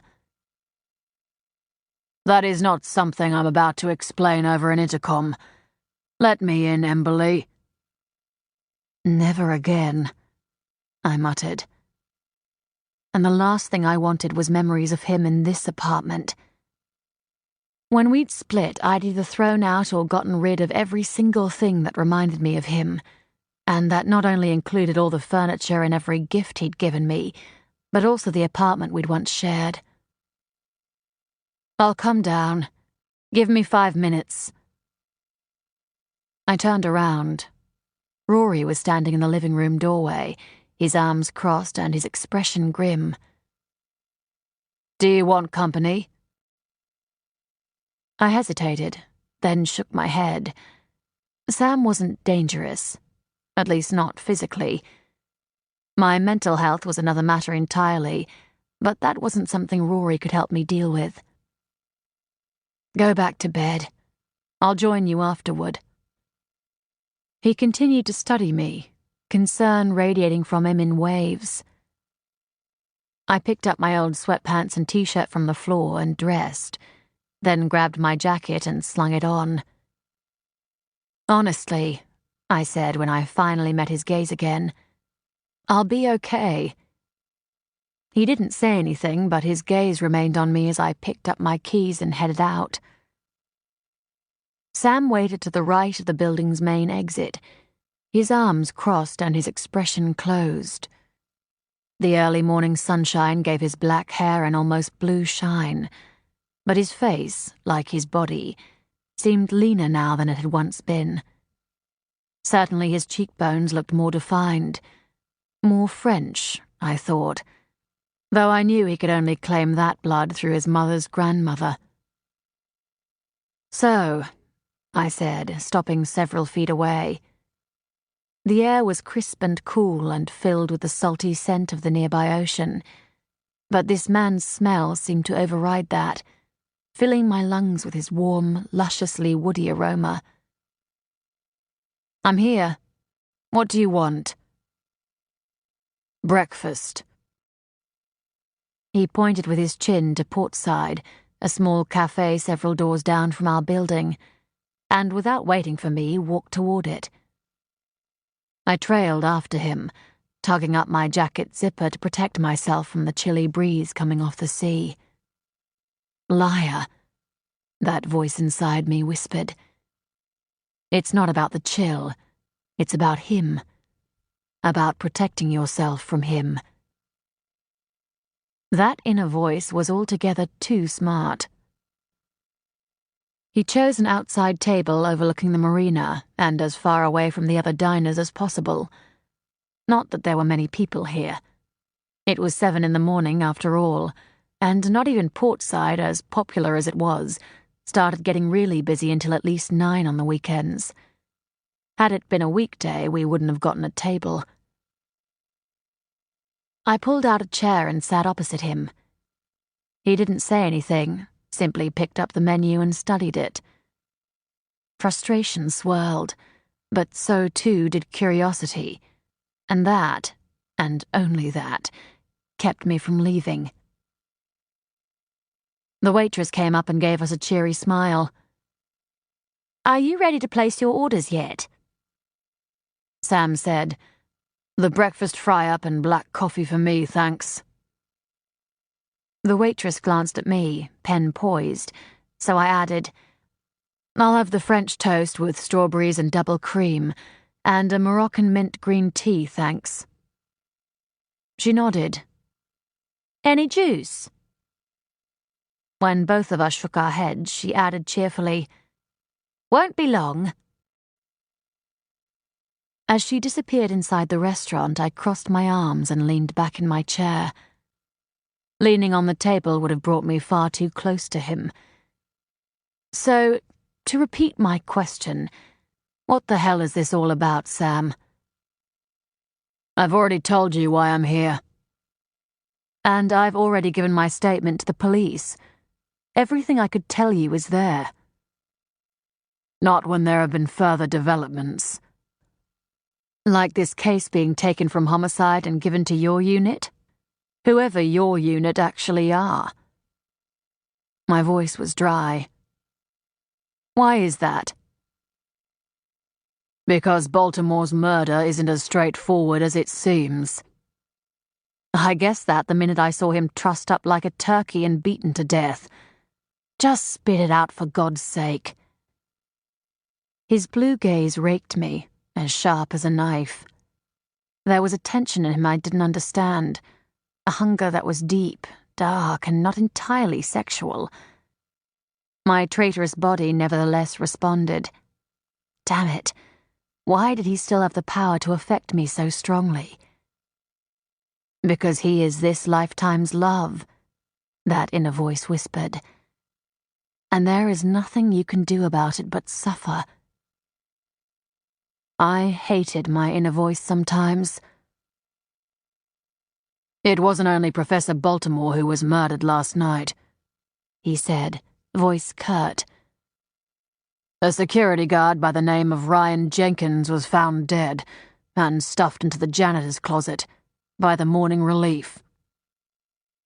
My eyes widened. I talked to Jenkins last night. We know, he said grimly. At 10:18. I frowned at the odd emphasis he placed on the time. So why does this seem to be a big deal?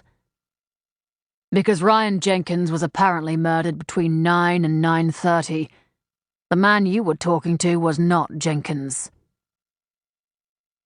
I remembered the unease I'd felt as I'd walked out of the building. Instinct had known something was wrong. Meaning I talked to one of the men involved in his death, and you want me to give a description and work up a composite? He nodded but didn't say anything as the waitress approached with our drinks. Your order shouldn't be much longer, she said and left again. I opened the lid of the little china teapot to let the water cool a little, then said, So they killed the guard because they wanted to get something from Mark's office. He nodded. Both the lab and his office were ransacked. We want you to go through those areas as well as his home to see if there's anything missing. I frowned. That's going to take all day and half the night, and I seriously doubt. You'll do it, no matter how long it takes. His voice was harsh, cold. It has already been cleared with Harriet Chase. I glared at him for several seconds, annoyed as much at his manner as the order itself. But truth be told, I probably was the only one who'd have any sort of chance of spotting if something had gone missing. It made sense to at least try. I plonked the little tea bag into the pot and closed the lid. Have you any idea what they were after? He hesitated, his gaze raking me again, as if he was deciding whether I could be trusted or not. And that stung even more than his bitter words had 5 years ago. He leaned forward and crossed his arms. It accentuated the muscles in his arms and the broadness of his shoulders. Your Professor Baltimore was working on a possible cure for the Red Plague virus. I blinked. Really? I knew he was involved in molecular research and was attempting to track down certain amino acids, but I had no idea there was a virus involved. He certainly never called it by that name. He wouldn't.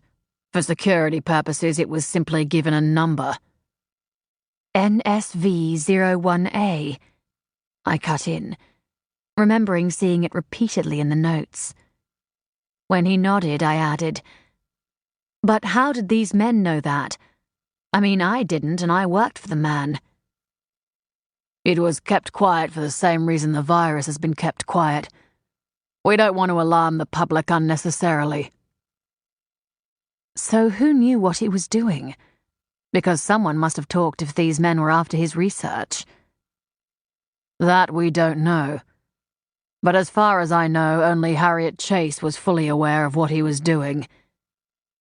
And that old battle-axe wasn't about to blab to anyone about a project that could potentially net her billions. Well, someone else obviously did know. He eyed me severely. Yeah, you. Or at least you knew about his notes. I snorted. I can't understand half the crap he goes on about in those notes. I'm just there to type it up. Doesn't mean you couldn't have mentioned it to someone. Meaning I'm both a witness and a suspect. Way to get my cooperation, Sam. Our meals arrived, and I tucked into my French toast and berries with gusto. But he, I noticed, pushed his meal away before he was half finished. He picked up his coffee and cradled the mug in his big hands, watching me eat for several minutes. The intensity of his gaze was unnerving. I scooped up the last of the strawberries, then pushed the plate away with a contented sigh. What about Mark? He blinked. My question had obviously caught him by surprise. What about him? Well, couldn't he have talked to someone? Who? From what we understand, his work was his life. He had few friends and did little beyond moving between his home and the Institute. That's not entirely true. He ran regularly with one of the other professors, and he had breakfast at the cafe across the road every morning. He was quite friendly with several of the waitresses there. Friendly as in lovers? I hesitated. I don't know. I never had a reason to ask or care. We'll check. He drank some coffee, then said, Were you and he lovers? I bit back a snarky remark and simply said, No. Snarky remarks, I suspected, would run off his back as quickly as water off a duck's. He grunted. Who was his running companion? Professor Jake Haslett. Would Baltimore have trusted him enough to mention his research? How the fuck would I know? I ran his research life, not his private one. He raised an eyebrow, and just for a moment I thought I saw a glimmer of amusement, but it was too quickly lost to the sea of darkness to be really sure. And you can think of no one else he interacted with on a regular, or even irregular basis? No. I paused, then added, probably a little too hopefully, So can I go now? Not until Rochelle gets here.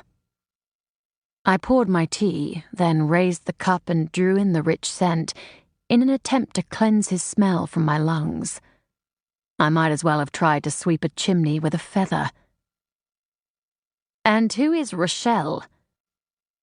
Our compositor. That raised my eyebrows. She's coming here. Why? Because we are a specialist unit working outside regular police boundaries, and we prefer to keep our location secret. It's safer that way. Which made me wonder what in the hell his unit was doing, other than tracking down and killing those infested with the Red Plague, that is. Then how do I contact you if I discover there's anything missing from the lab, office, or home? You don't. I'll meet you again tonight. There are such things as phones, you know. And if he knew where I now lived, he undoubtedly also knew my phone number. We avoid using phones unless they are securely scrambled. Wow. His employers were going to serious lengths to protect themselves. Meaning I'll have to put up with you leaning on my doorbell again. He hesitated. Unless you wish to arrange a meeting time now, then yes. I drank some more tea and wished I knew what the hell was going on behind his closed blue eyes. Although what good it would do me, I had no idea. It wasn't like we could undo the past and the things that had been said. Given it's going to take me a good part of the day to go through Mark's things, let's meet at the Magenta, I said. It's a bar just down the street from Mark's. He nodded. Then his gaze slid past me and he rose. The smile that touched his lips was warm and welcoming, and it briefly lifted the shadows in his gaze. It was also the first true indication that the Sam of old wasn't entirely lost. He was just lost to me. A tall Amazonian brushed past me and greeted Sam with a kiss on the cheek that was just a shade more friendly than necessary. And her fingers lingered on his arm as she said, "This is a bitch of an hour to be up. I hope you've ordered me coffee." She was the same height as Sam, 6 foot, broad-shouldered and muscular, without appearing too much like a bodybuilder. She also emanated a high degree of heat, had thick strawberry blonde hair that tumbled to her shoulders in waves, and wide leaf green-colored eyes. Her clothes were designer. To say I suddenly felt inadequate in my baggy sweats and old leather coat was something of an understatement. "I haven't yet," Sam replied. "I wasn't sure how long it would take you to get here, and if there's one thing worse than an early hour, it's cold coffee." Warmth fizzed between them, and it was decidedly sexual in its nature. Lovers, it suggested, not just work companions and friends. Sam's gaze came to mine again. "Rochelle Harmony, meet Emberly Pearson." "Emberly," she said, in a voice every bit as cool as Sam's. "A pleasure to meet you." I shook the offered hand and noted it was a whole lot warmer than his. She was, I realized suddenly, another Fire Fae. And maybe she was the reason her male counterpart was also here.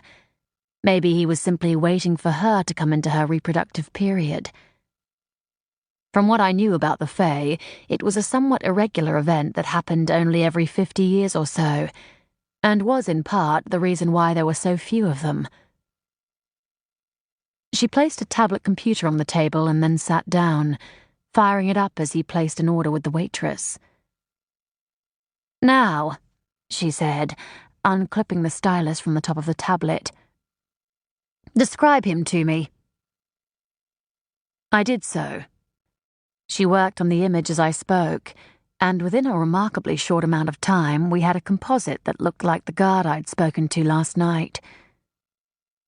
"I'll get this out to all operatives and see if we can find a match in the system." She finished the last of her coffee, then glanced at Sam again. "Anything else?" He shook his head. "I'll meet you back at headquarters." She nodded, gave me another of those cool smiles, then left. Her scent lingered, all warm exotic spices. I finished the cooled remnants of my tea, then said, "That it?" "For now. I'll meet you tonight at the bar. 6 okay?" No. Not if you want this job done properly. Try something closer to 10. He nodded, flipped enough cash onto the table to pay for everything, then rose. "I'll see you tonight." He walked away, and suddenly the morning seemed a whole lot brighter. Another sad reminder that he wasn't the man I'd known, at least around me anyway. A glance at my watch revealed it was almost 8:30. If I didn't get to work ASAP, I'd be meeting him a whole lot later than 10. He obviously had no idea just how much crap Mark kept. I sighed and headed home. Rory hadn't returned to bed, but then I hadn't really expected him to. "What did he want?" he said, gathering me close. I relaxed into him, enjoying the comfort and peace of his arms for several minutes before actually answering. "Mark was murdered last night, and I found the body." "Fuck," he said. Then, You okay? I would have been a whole lot better if the case hadn't been handed over to Sam's unit. He snorted, the sound rumbling through my body.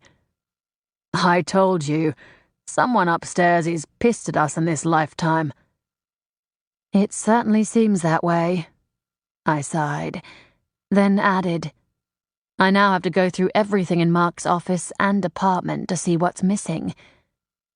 You're probably the only one who'd have any chance of knowing, given you were his all-around go-to person. He dropped a kiss on the top of my head. You'd better leave before my hormones start acting all desperate again. I grinned, then rose up on my toes to kiss him properly. Given our love life has been a little hit and miss of late, why don't you see if Rosie's free after work tonight? Rosie was a divorcee who worked in the office at the fire station. She and Rory had been friends with benefits for almost 3 years now, with neither of them expecting or wanting more. I liked Rosie. She was human, but she was good for him, and she understood his loss. Her husband had been murdered 2 years before Rory's fiancé had been. We still had no idea why Jody had been killed, and apparently neither did the police. Rory was in semi-regular contact with the officer who'd been in charge of the case, but there had been no fresh leads for some time now. Even my dreams were mute on the subject. Not that they ever made an appearance when I actually wanted or needed them. That, he said heavily, is a damn good idea. Glad I could help. I dropped a quick kiss on his cheek, then spun and headed for the shower. The search through Mark's office and lab was as tedious and long as I figured it would be, and just as useless. I couldn't see anything missing, but it was hard to be absolutely certain. I stacked the final pieces of paper onto the last of the checked piles, then swept my gaze around the small room. The books he'd cared so much about now sat broken in piles, but at least many of them were salvageable, which was more than could be said about his running trophies. What they thought they'd find in those, I had no idea. Hell, even his computers. I stopped suddenly. His laptop. Sam's people would have checked whether the Institute's system had been compromised, but I doubted they'd have known about either the laptop or the cloud storage Mark cross-copied everything to. Hell, as far as I knew, even Lady Harriet wasn't aware he'd been stashing copies of everything, because he accessed it only from his laptop. I'd once asked him why he was being so secretive about it, and he'd mumbled something about having research stolen in the past, and that this was one way to both secure its safety and to prove he was the originator. If someone was after his work, then that would be the one place they'd get it all. Although if they had accessed it, why did they then wreck his office, lab, and home? One problem at a time, I muttered, then thrust to my feet, grabbed my jacket and headed back out. The last rays of the setting sun painted the gathering clouds with streaks of pink and grey. The wind was cool and thick with the promise of rain. I shoved my hands in my pockets and hoped it held off until I made it home tonight, although getting soaked walking home from the train station would certainly cap off a perfectly shitty day. It didn't take me long to jog to Mark's. I pulled the door open without really looking where I was going, and ploughed nose first into a heated chest. "Ow," I said, instinctively jumping back and then rubbing my nose. "Sorry, I wasn't watching." I stopped, suddenly recognizing the grinning man in front of me. It was the emerald-eyed Fae I'd talked to yesterday. "Meeting in this doorway seems to be our destiny," he said, idly rubbing his chest. Though I'd hit him with some force, I doubted I'd actually done any real damage. He was too muscular, too hard-looking to be injured by a short woman in a hurry. "How's your nose?" "Sore, but that's what I get for not looking where I was going." I shrugged, my cheeks heating. Only I very much suspected its cause wasn't embarrassment, but the rather intense way he was watching me, like I'd suddenly become prey he very much intended to hunt. I might not be an innocent, but if his expression was anything to go by, he very much intended to explore some of the more sensual pursuits with me. Well, I'm afraid it's not entirely your fault. He raised his left hand, revealing a phone. I was texting rather than looking. He was also blocking my entry into the building and showed little inclination to move. Do you live here? I asked, more to break the silence than any real need to know. His gaze dropped to my lips as I spoke, and the waves of heat rolling from him sharpened abruptly. Desire flared deep within me. Heat, any sort of heat, was a siren call we found hard to resist. No, but a friend rents an apartment on the second floor. His gaze scanned me, and it felt like I was standing naked before him. It was a rather pleasant sensation. You? My boss lives here, but he's a forgetful old sod and I'm always having to retrieve stuff. He laughed. It was a rich, strong sound that rumbled across my senses and fueled those inner flames. I've known a few bosses like that. Sounds like you might need a drink to recover. Possibly, I said, raising an eyebrow. Depends on who's offering. Ah, of course. He held out his hand. Jackson Miller at your service. Emberly Pearson. His big hand enclosed mine, and a tremor ran through me.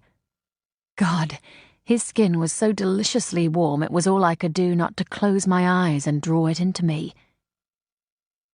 Well, Ms. Pearson, I do think I need to buy you a drink to apologize for my clumsiness. He drew my hand to his lips and lightly kissed my fingers. It felt like a caress of flame. What are you doing tonight? I couldn't help smiling. He was a fast worker, that was for sure. Sadly, I'm working tonight. Well, technically so am I, but I can always find time for a pretty lady. He pursed his lips, amusement and desire making his bright eyes glow. What about breakfast? Breakfast?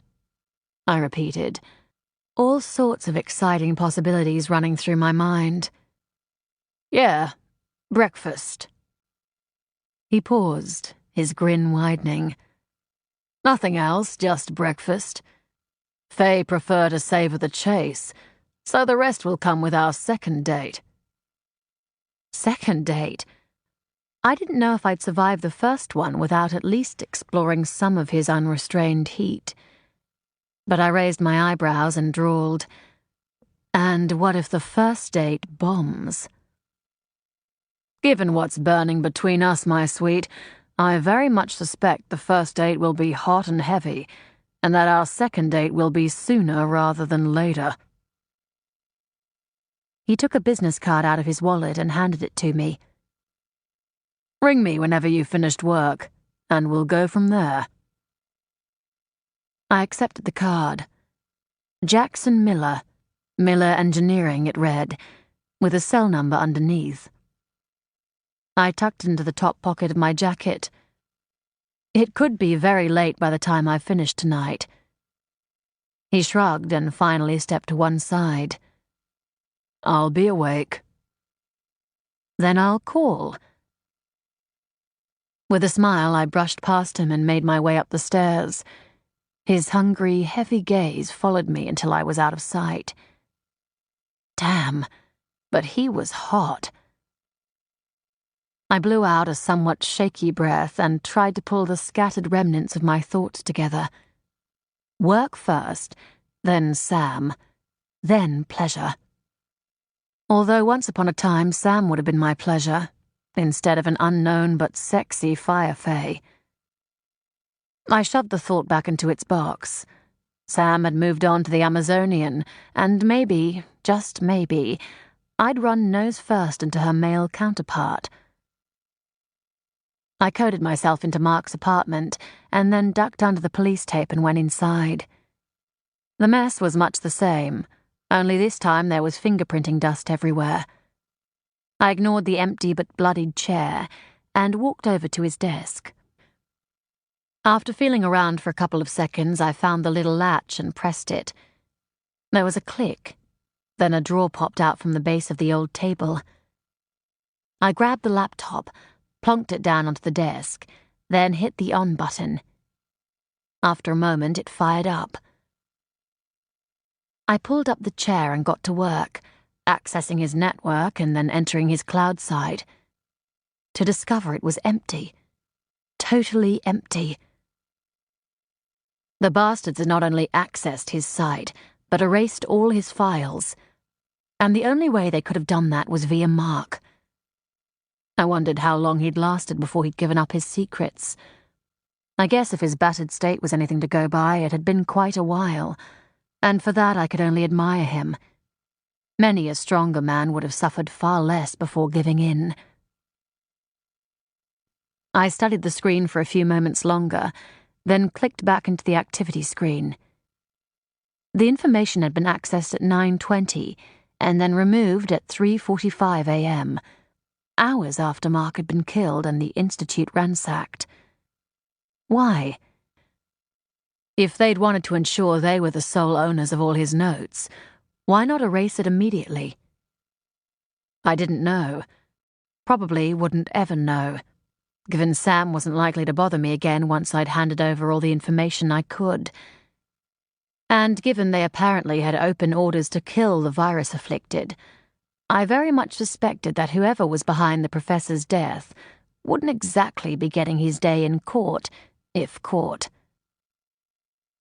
I leaned back in the chair and rubbed my eyes for a moment.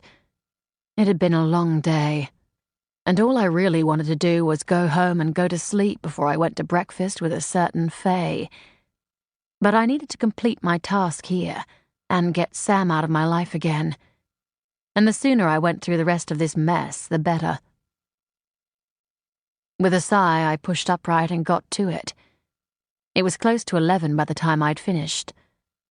I picked up the laptop and left Mark's apartment, hopefully for the final time, then made my way downstairs. The back of my neck began to prickle as I neared the ground floor, and I frowned, glancing around quickly. I couldn't see anyone in the shadows, couldn't feel any body heat, and yet someone was watching me. And while the sensation might have been nothing more than tiredness and an overactive imagination, I nevertheless hurried out of the building. Only it wasn't just cold, but raining. Fantastic, I muttered, shoving the computer under my coat. Just fucking fantastic. Shivering, I ran toward the crisp white and pink glow of Magenta's lights. The sensation of being watched didn't fade. It grew. And they were no longer just watching, but following.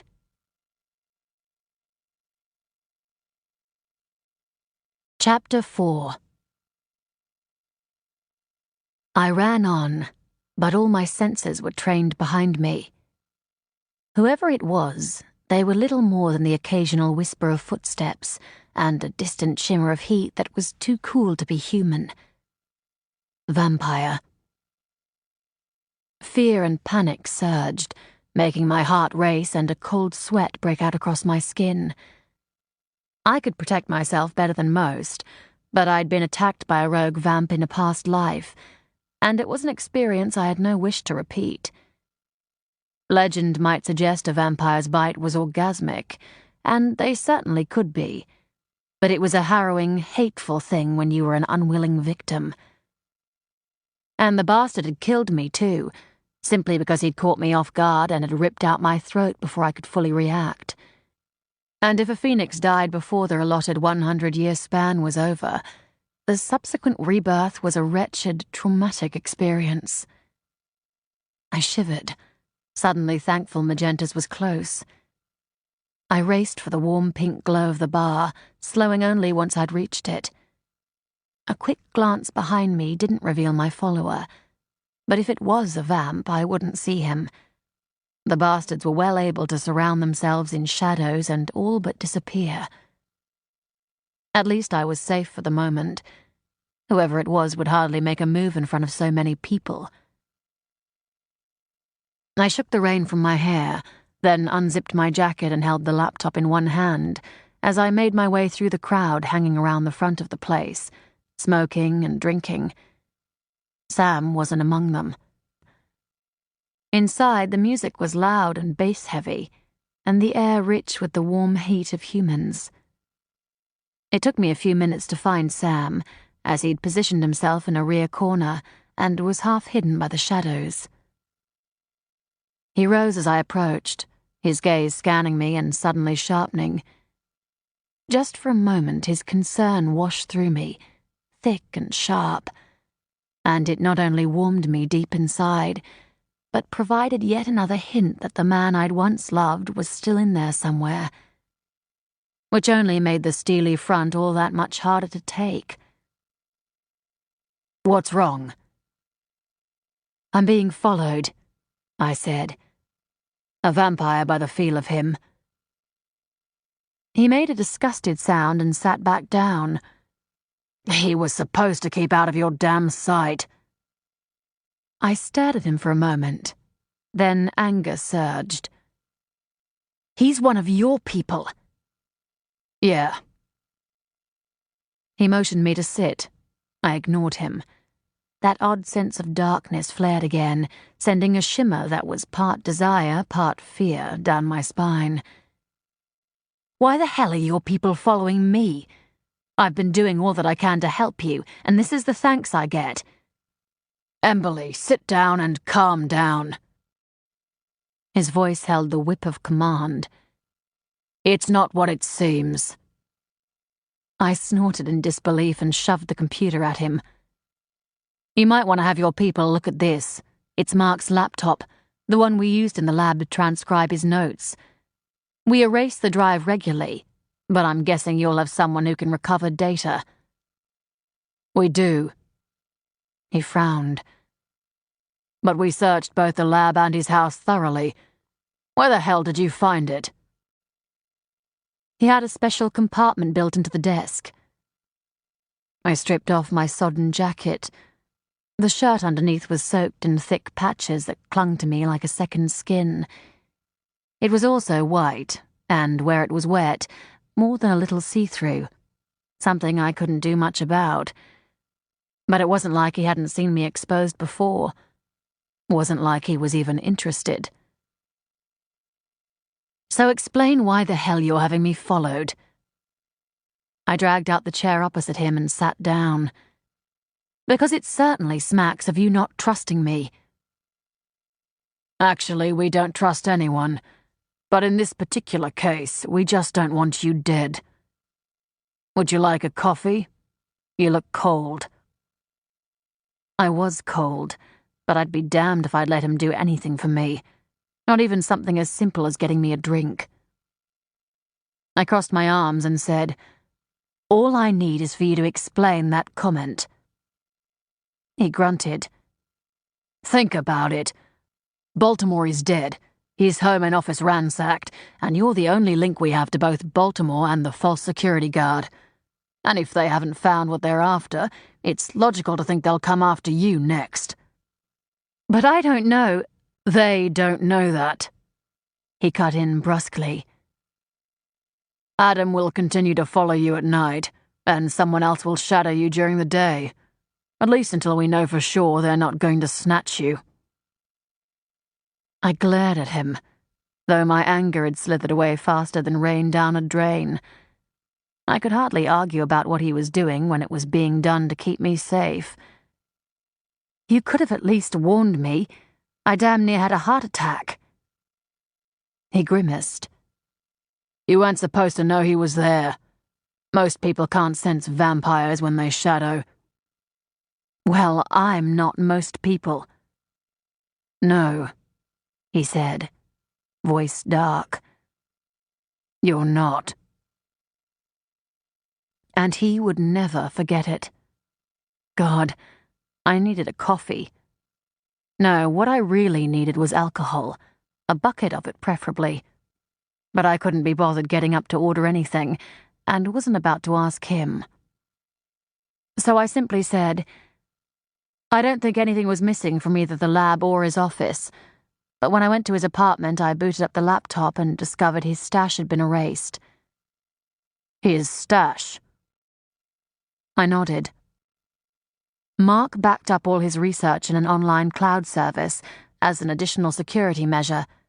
Only he and I knew the codes, so that's one of the things they must have beaten out of him. What time did they access it? 3:45 this morning. Well after he'd been murdered and everything ransacked. I nodded again. Which doesn't make sense. Why do it after they'd ransacked? Why not do it before? He half shrugged. Maybe they accessed it only after they hadn't found whatever it was they were looking for elsewhere. But all his notes were stored there. All of them. I stopped suddenly.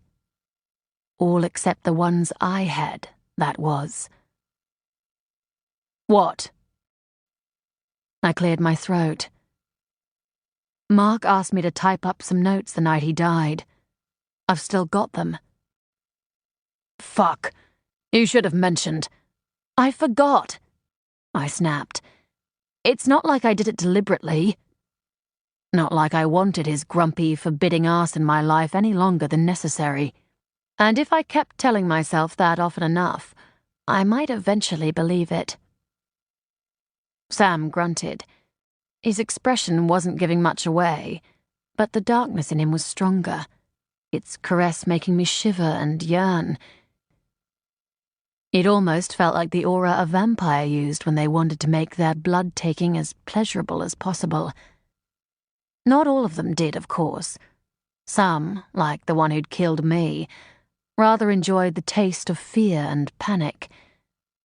But at least the bastard had suffered, because I'd managed to burn a good part of his body before I died. Vampires couldn't regenerate ruined flesh any more than a phoenix could, although at least our rebirth did give us a fresh, scar-free start.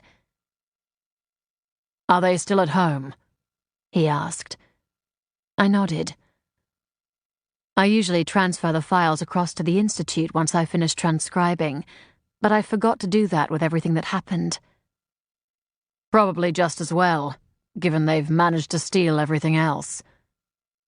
Meaning they did get into the Institute system? Yes, although they only erased Baltimore's notes. I rubbed my arms, trying to get some warmth into them. Saw his eyes flicker briefly downward and felt my nipples harden. And wished like hell there was some way to make myself as immune to this man as he was to me. He leaned back in his chair, his face a mask. Then we'd better go get them. Fuck it, no. The words were out of my mouth before I'd even thought about them. I've just spent the last 13 hours crawling around floors, stacking papers, and going through books. I've done more than enough for one day. Besides, I have a goddamn date. He raised an eyebrow, his expression almost mocking. With the fae you ran into at the apartment building? Anger flared again, and the heat of it touched my cheeks. What if it is? Given what has been going on in that building, it might be better if you wait until he's fully checked out. I snorted softly. You lost the right to tell me who I could and couldn't see a long time ago. I never had that fucking right. His low voice was so cold it felt like I'd been slapped by ice. Even when we were together. And you never gave me a chance to explain why. Cheating is cheating, Red. He bit back. End of story. It wasn't. But it would never matter. It was over between us, and nothing could ever repair the damage, no matter how desperate my foolish heart might be to believe otherwise. He took a deep breath, and the darkness and anger in him retreated. Fine. I'll have someone drop by tomorrow morning to collect them. Fine, I retorted. If you need anything else, you know where to find me. If we need anything else, someone else can fucking find you. And with that, he rose and walked out. I released a slow breath, but it didn't do a whole lot to ease the anger and tension that ran through me. What I needed was some time in the arms of someone who cared, but Rory was no doubt in Rosie's tender embrace by now. A hot and sexy fae, even if he was a total stranger, would have to do instead. I plucked his business card out of my pocket and gave him a call. Jackson Miller. His voice was deep and warm, and I closed my eyes in pleasure as he added, How may I help you? I believe you promised me a drink, I said. And I'm finding myself in need of one right now. Emberly, I wasn't sure if you'd call tonight. I thought I might have scared you off with my straightforwardness. I laughed softly. Trust me, a straightforward man will never scare me away. Are you busy? I'm never too busy to have a drink with a pretty lady. He paused. Where are you? Magenta's.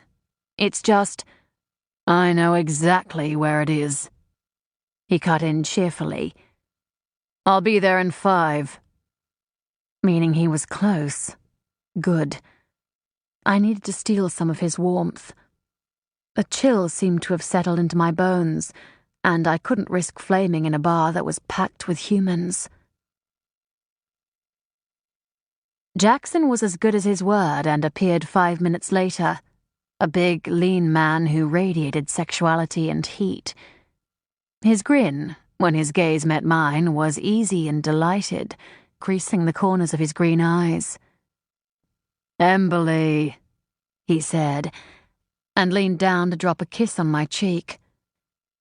Though it was little more than a light brush of lips, the memory of it seemed to linger on my skin, all tingly and warm. You have no idea how pleased I am to hear from you so soon. I smiled. I wasn't sure what you drank, so I haven't ordered anything yet. Good, because a lady should never buy a man a drink. Not until the 2nd or 3rd date, anyway. I think most ladies would disagree with that, I said dryly, given it often leads to unwarranted expectations. Oh, I have plenty of expectations. Mischief sparkled in his eyes. But as I've already told you, they'll come with our 2nd date. What would you like to drink? Just a Chardonnay, thanks. He nodded and went to get our drinks. On returning, he sat in Sam's recently vacated chair, filling the space with warmth and sunshine rather than moody darkness. So, he said, crossing his arms on the table and studying me with an intensity that was different from, and yet no less unsettling than Sam's. Tell me about yourself. I gave him a vague outline of what I did for a living, then said, You? He half shrugged. I own an engineering company. We design and develop new industrial machinery to client specifications. Sounds more exciting than my job. It's not. You've been in Melbourne long? My turn to shrug. For about 9 years now. You? Most of my work is here nowadays, but I do the occasional job in Sydney.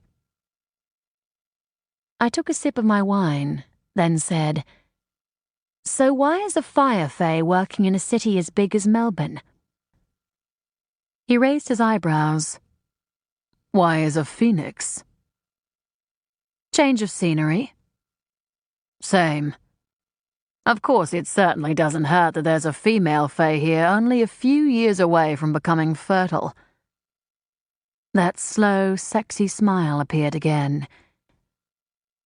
And there's certainly more non-fae possibilities to explore more sensual pastimes with here in the Big Smoke. Once again, his expression left me in no doubt that he was hoping to explore some of those sensual pastimes with me. Excitement shivered through me. The fae were, according to Rory, fantastic lovers. He'd been lucky enough to spend some time with one several rebirths ago, but I'd never met one before now. So this female, her name wouldn't happen to be Rochelle, would it? He shrugged. I've only caught her scent a few times, and we're not likely to meet until she's ready to reproduce. We fae are an antisocial lot. With one another, not with other races, obviously. So has your pursuit of sin here in the Big Smoke been a successful endeavor thus far? Yes, though it is never a sin to either enjoy or give enjoyment through sensation and sex. Amusement crinkled the corners of his bright eyes. Though I do have to say, virgins are a bit thin on the ground these days. Unless, of course, you catch them young, and that goes against the moral grain. A fae with morals? I'm shocked. He laughed. Some of us do have them. Not many, granted, but some. The conversation flowed easily from one topic to another, until it felt as if I were talking to a long-time friend rather than a stranger. Hours came and went unnoticed, although the wine was eventually replaced by coffee. By 3, the bar had lost a good half of its patrons, and the raucous, bass-heavy beat had been replaced by more intimate music. I guess I'd better go, I said, more than a little regretfully. As much as I enjoyed his company, I was dead on my feet, and if I lingered, we would end up in bed together. But I was just as likely to fall asleep as enjoy myself. Otherwise, this will roll into breakfast. And if it does, then breakfast cannot possibly be classified as a second date. He reached across the table and took my hand in his. He turned it around and, with one finger, lightly traced the outline of my palm and wrist. Desire slammed into me, and breathing with any sort of normality suddenly became impossible. I do hope you realize, he said, voice husky and passion burning bright in his eyes, that I intend to seduce you senseless the next time we meet. My heart was hammering so hard I swear it was trying to tear out of my chest and leap into his lap. What Rory and I had might be brilliant, but it was also a necessity. While we both enjoyed flesh-on-flesh contact, it was something we indulged in with each other only occasionally.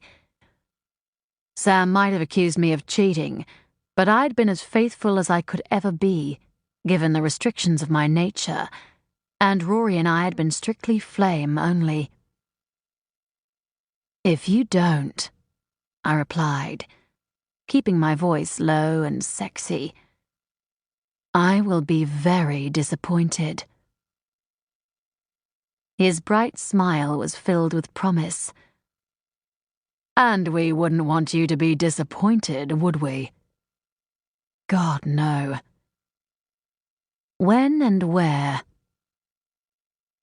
What about a late brunch? I can pick you up around 11 if you'd like. Sam's warning edged its way into my thoughts, and I hesitated. Damn you, I thought. You're not going to spoil this. I wouldn't let him. That would be lovely. I gave him my address. He rose, took my hand, and pulled me to my feet. And now, Can I drive you home? I shook my head. I always prefer to catch a cab home on a first date. Then let me walk you down to the cab stand. He picked up my coat and held it out so that I could slip my arms into it. His fingers brushed my breasts as his hands fell away, and delight skittered through me. I can smell you, he whispered, as his lips brushed the base of my neck. I closed my eyes, enjoying the sensation. I can smell your heat and your desire. It intoxicates me, sweet Emberly. I shivered, torn between the need to be safe and the growing hunger to take what this man offered. His kisses traveled up the side of my neck, then he gently nipped my lobe. A groan escaped. Mine, not his. "Please," I said, and wasn't entirely sure just what I was asking. He chuckled softly, then he stepped out from behind me, his hand sliding sensually down my back and coming to rest on my backside. His touch was almost hot enough to brand, and the flames inside me shivered and danced in response. Shall we walk down to the cab stand? I wasn't entirely sure I was capable of walking anywhere, but I nodded anyway. And the only thing I was capable of thinking was that if he could do this to me with a few softly spoken words and some well-placed kisses, then what the hell could he do when he actually set his mind to full seduction? One thing was sure. I'd find out later today, and I couldn't wait. The rain had eased outside, but the night was still very cold. Not that I really felt it, protected as I was by the intense, animal-like hunger rolling off the man beside me. At the stand, he didn't kiss me as I'd expected, but rather stepped away. He must have caught my surprise, because he gave me a lopsided, totally endearing grin. Things, I'm afraid to say, are a little knife-edged at the moment. A Fae in danger of losing his legendary control, I said in mock horror. Unbelievable. He laughed. The sound rolled across my skin as sweetly as his kisses had only moments before. I'm so glad we ran into each other, Emberly. I'll see you in... He paused and looked at his watch. Just over 7 hours. I'll be waiting. I got into the cab, gave the driver my address, then twisted around to watch Jackson walking away, until we turned the corner and I could no longer see him. The minute I stepped out of the elevator, I saw the small red light situated discreetly above our doorway flashing. I stopped cold. That light said our security system had been breached. Sam's warnings came back in a rush, and I stared down the bright but silent hallway to our door with some trepidation. I might be able to protect myself both physically and with flame, but neither was entirely foolproof. And the memory of what had been done to the professor loomed large, a warning of what might happen if I acted stupidly. I spun around and stepped back into the elevator. Once in the foyer, I called the cops, then sat back in the shadows and waited for them to arrive. Only the cops didn't. Sam did. I wasn't sure whether to laugh or cry. After 5 years of living in the same city but never meeting, we suddenly seemed unable to get away from each other.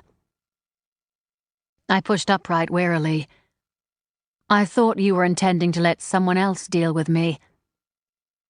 His expression was as remote as I'd ever seen it. We have your phone tapped, and I just happened to be close when you reported the break-in. Annoyance surged. I understood the reasoning behind tapping my phone well enough. As he'd said, I was the only connection now between the professor and whatever else his murderers might have been searching for. But that didn't mean I had to be happy about it. But all I said was, I'm already being shadowed by one of yours. Why couldn't he have handled it? He's a vampire. He can't cross thresholds unless invited. His gaze raked me. I seem to remember you once saying that you made a policy of never doing that. I didn't particularly want him crossing my threshold either, but it wasn't like I had a whole lot of choice right now. So I simply shrugged and followed him into the elevator, which suddenly seemed entirely too small with his dark and brooding presence in it. "Where's your key?" he said as we neared the floor. I gave it to him, being overly careful not to touch him. If he noticed, he didn't say anything. When the elevator door opened, I followed him out, but was promptly stopped by an abrupt, "Stay here." I obeyed. He was the cop, not me. Not in this lifetime, anyway. I crossed my arms and noted almost absently that as lean as he was, he still filled out the rear end of his jeans rather nicely. He carefully unlocked the door, then drew a gun from inside his coat and, with a speed that seemed almost unnatural, had the door open and was inside. I waited tensely, shifting my weight from one foot to another, aching to know what was going on. There was no sound, no movement, nothing to indicate there was any sort of scuffle going on in there. After about 5 minutes, he reappeared. "If there was someone in there, they're well gone. But you'd better check to see if anything is missing." He hesitated.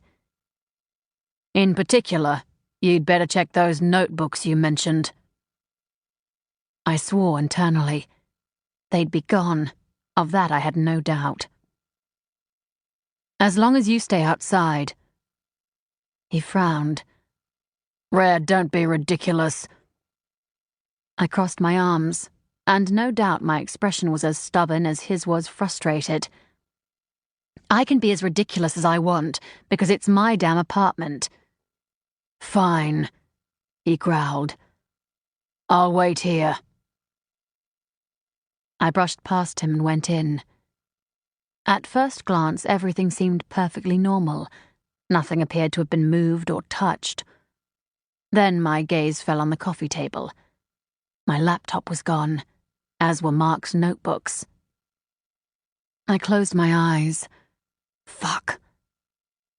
Almost immediately, Sam said, "What?" I took a deep breath and released it slowly. "My laptop and Mark's notebooks are missing." "Damn it." The darkness within him seemed to explode, and the sheer force of it had me stepping back. "I should have followed instinct and fucking forced you to hand over the papers earlier tonight." "There's no saying they would have been here even then," I snapped, guilt and anger swirling through me. He was right. I knew he was right, but that didn't mean I was about to put up with him ripping me to shreds. Not again. "I've been gone for nearly 20 hours. That's plenty of time for someone to come in here and retrieve the notes." "And what about Rory?" He practically spat the name, and it made me even angrier. "He's out for the night, and he's probably enjoying himself a whole lot more than I am." "Oh, I don't know," he growled. "You seem to be enjoying yourself just fine with that Faye." My eyes widened. "You were watching me." "I told you we were." His expression closed over sharply. The darkness within him didn't retreat, however. It was as deadly and as alluring as ever. I shivered and walked over to the planter. "No, you told me Adam the vampire was watching me." "Adam is my partner." I paused and looked over my shoulder. "You? The man who thinks all non-humans should be dead with a vampire partner? Yeah, right." "I don't believe that," he growled. "I never have." "Then why say it?" He snorted, his expression dark, angry. But deep in the unlit recesses of his eyes, there were also the stirring ashes of hurt. "Because when you discover the woman you love is fucking another man, You tend to say things you otherwise wouldn't." He paused, then made a sharp motion with his hand. "That, however, is in the past and totally irrelevant. Protecting you and checking everyone you interact with isn't. And that duty, unfortunately, has been handed down to me." I finally found the USB and swung around. "And what did you find out about my fae?" "Nothing yet. But if there's anything to find, we'll find it." "And if there's not?" He shrugged. "Then you running into him like that really was nothing more than a coincidence." I snorted softly and tossed him the USB. He caught it easily, then said, "What's this?" "Notes from 4 of the 5 notebooks I transcribed. Mark's caution rubbed off, and I usually keep a copy aside just in case the files went missing in the system, or something went wrong in the transfer." "What about the 5th one?" I hesitated, then admitted, "I didn't get around to copying that over." "Well, at least you've done something that vaguely resembles smart," he muttered, studying the USB like a scientist might a bug. I glared at him for a moment, then said, voice flat, "Get out of my doorway." He glanced up, surprise flaring in his eyes. "What?" "I said get out. Leave this building, now," I added when he didn't immediately move. He raised an almost mocking eyebrow and half turned away, then paused. His shadowed blue gaze met mine a final time. "One thing you should know," he said softly. "I don't believe in coincidences. Trust me, Red. The Fae is up to something." And with that warning hanging in the air, he left.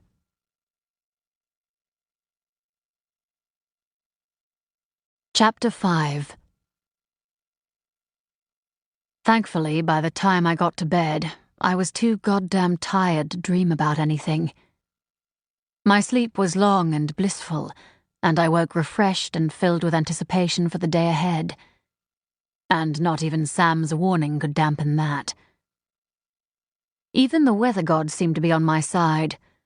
After the rain and the cold of the past few days, they'd pulled something magical out of the bag, presenting Melbourne with clear blue skies and an almost spring-like ambiance. Given I wasn't exactly sure where Jackson was taking me, and to be honest didn't really care, I went with a swirly, flowery skirt and tight-fitting shirt, and teamed them with gorgeous leather boots with heels just high enough to flatter my calves, while still being comfortable enough to walk a fair distance. Rory wasn't home by the time I was ready to leave, so I left him a note, then happily made my way down to the foyer. Jackson was waiting for me, looking decidedly sexy in faded jeans that emphasized the muscular length of his legs, and a black short-sleeved shirt that made the most of his shoulders and arms. His gaze skimmed me as I walked toward him. "You," he said, wrapping an arm around my waist and pulling me close. "Look fucking amazing." And then he kissed me. Not sweetly, not gently, but with a fierce hunger, as if he intended to make love to me here in the middle of the foyer. To say we were both more than a little breathless when we finally parted was an understatement. "If breakfast is anywhere near as good as that kiss," I said, my breathing erratic and my voice little more than a husky whisper, "I'm going to be a mighty happy woman." He smiled, caught my hand, and led me out of the building. Just for a moment, awareness prickled my skin. It wasn't sexual in any way, but rather the sensation of being watched. I glanced around casually, but couldn't see anyone obvious. But then I hadn't last night either. Jackson's mode of transport wasn't exactly what I'd been expecting, but it did totally suit him. It was a big red pickup truck whose nose and tail had been decorated with flames, and it looked as powerful as its driver. I couldn't help grinning. And here I was thinking flame decorations were so last century. Only for those not Fae. He opened the door, ushered me into the passenger seat, then ran around to the driver's side. The engine came to life, loud and growly. As he reversed out of the parking spot, I said, "Where are we headed?" Seeing it's such a lovely day, I thought we might picnic in the hills. But not at a popular tourist spot, I gather. My hopes of seduction would certainly take a tumble if that were the case. Although with the Fae you could never be entirely sure. According to Rory, they had a tendency toward exhibitionism. He grinned. Oh, trust me, we're headed where few tourists go. Again, Sam's warning nudged my consciousness, and again I stoutly ignored it. It wasn't like I couldn't protect myself. I just needed to keep aware, to not get so carried away by desire that I ignored any warning signs of trouble that might inadvertently be revealed. And am I allowed to know the whereabouts of this mysterious, empty spot? I own some land that runs alongside the state forest, not far from Woodend. I raised my eyebrows. Why would you own land up there? It's not like you could create any sort of fire up there, especially in the summer. The Country Fire Authority would be all over it in a flash, given how dry the state usually is.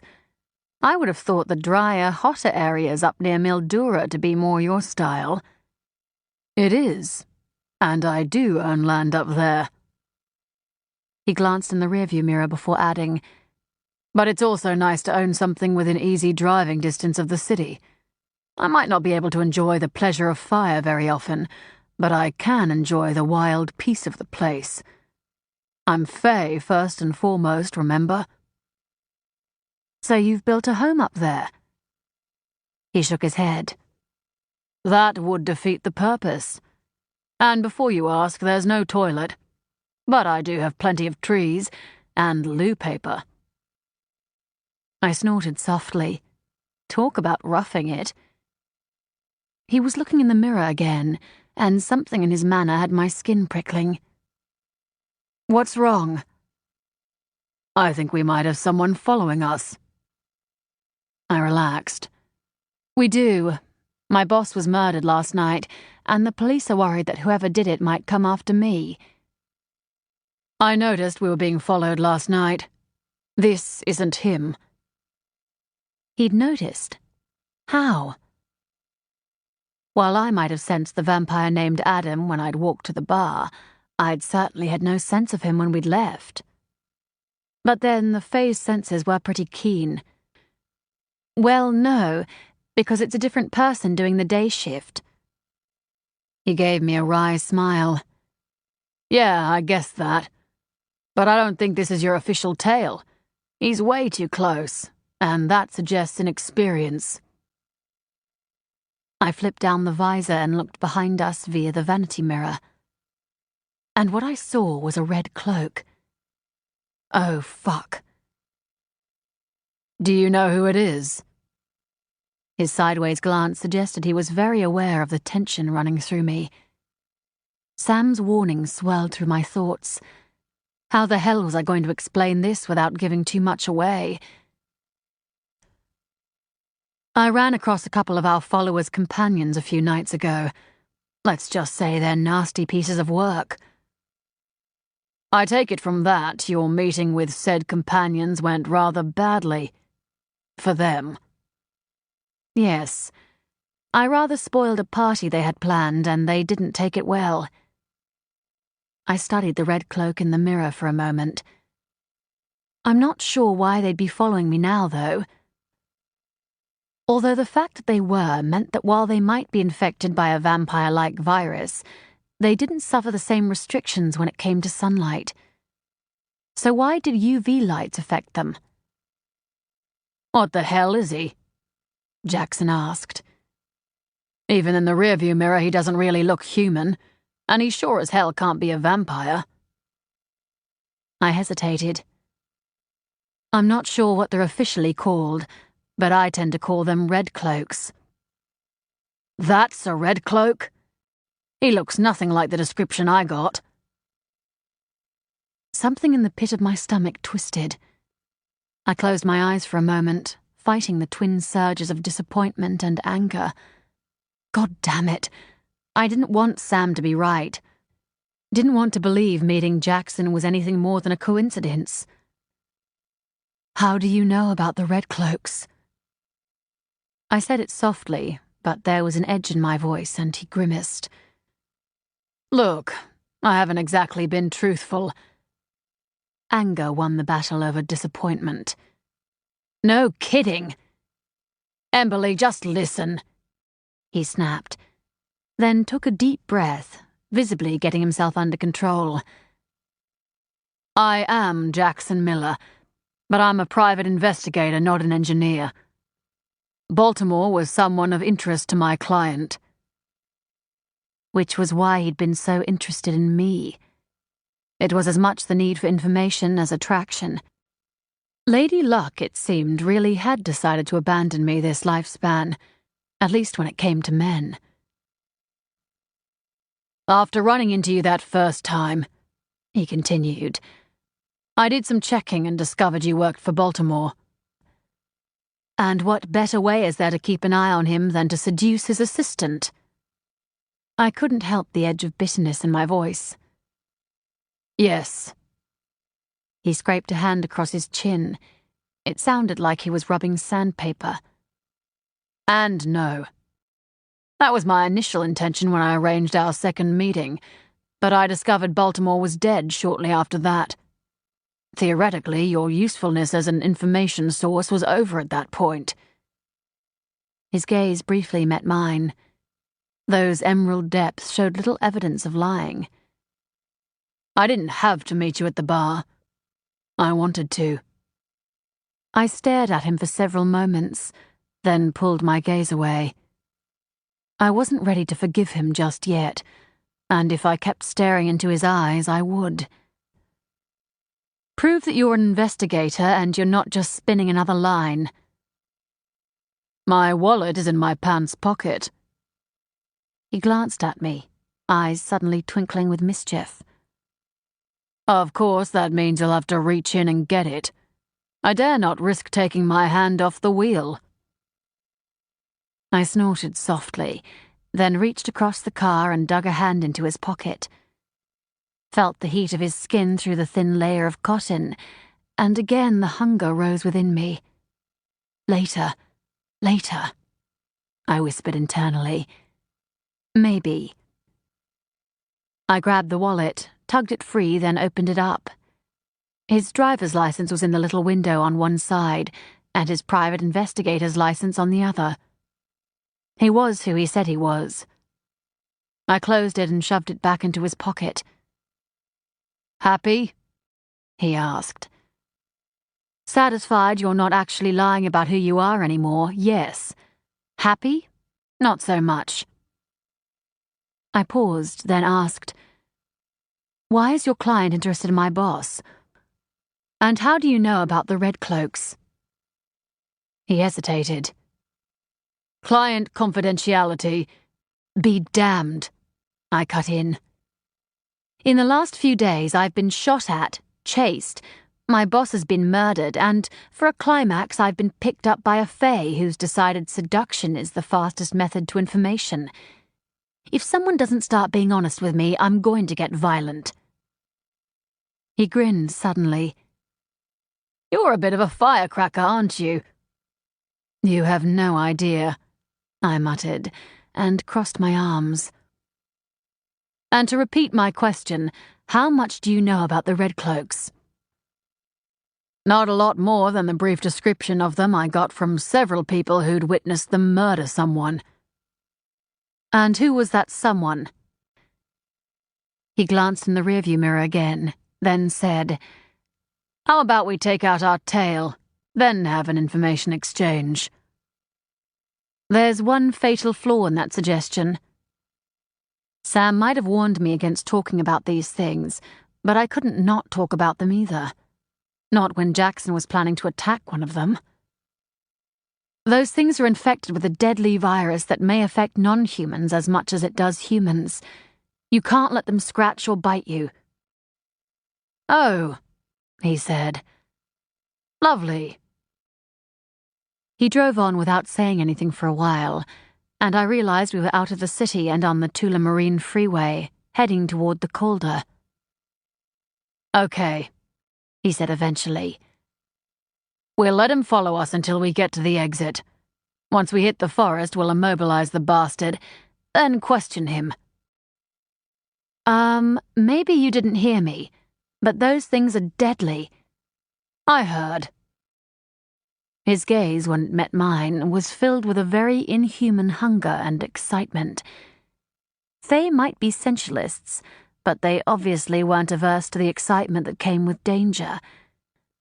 And that it could be deadly only made the chase all that much sweeter, it seemed. I shook my head. You're crazy. And so was I for even considering going along with his scheme. That's been said before, he agreed. I am, however, still alive. Silence fell. We continued up the Calder Freeway for a while, then swung left onto Lawson Road and up into the forest. Can you use a gun? He asked, as he suddenly turned onto a dirt side road. I can, though I prefer not to. Why? It's interesting that you appear neither shocked nor horrified by the thought I might be carrying weapons in the truck. Probably because my capacity to be shocked by anything has been erased by recent events. What are you planning? Are you good enough to take out the tire of a car speeding past? I think so. I'd certainly done it a few times in my past life as a cop, but that had been a while ago now, and not only were my skills rusty, but the guns were very different.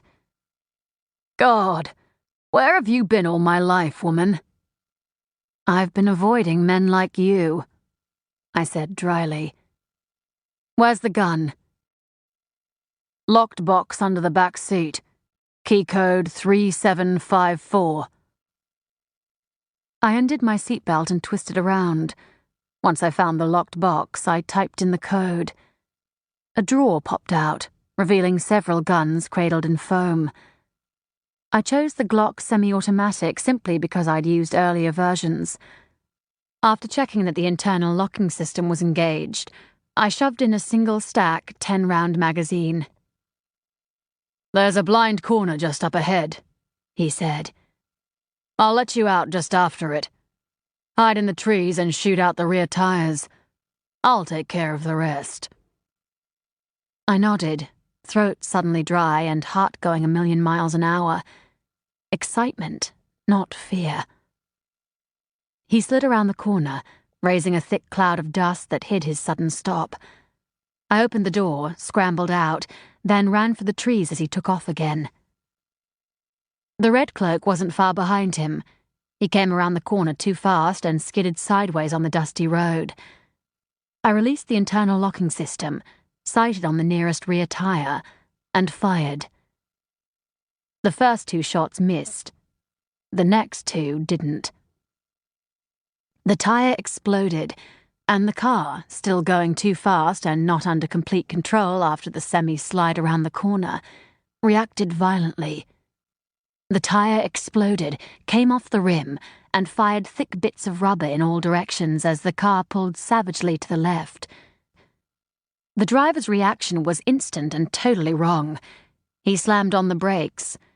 This succeeded only in accentuating the car's reaction, and he spun completely around and then slammed into several trees along the side of the road.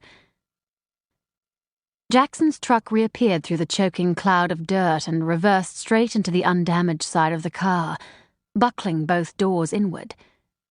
For all intents and purposes, the red cloak was trapped. I lowered the weapon but didn't slip the ILS back on. The red cloak might be trapped, but that didn't mean he wasn't still dangerous. Jackson climbed out of the truck, a wide grin splitting his features, and his enjoyment so strong it burned the air.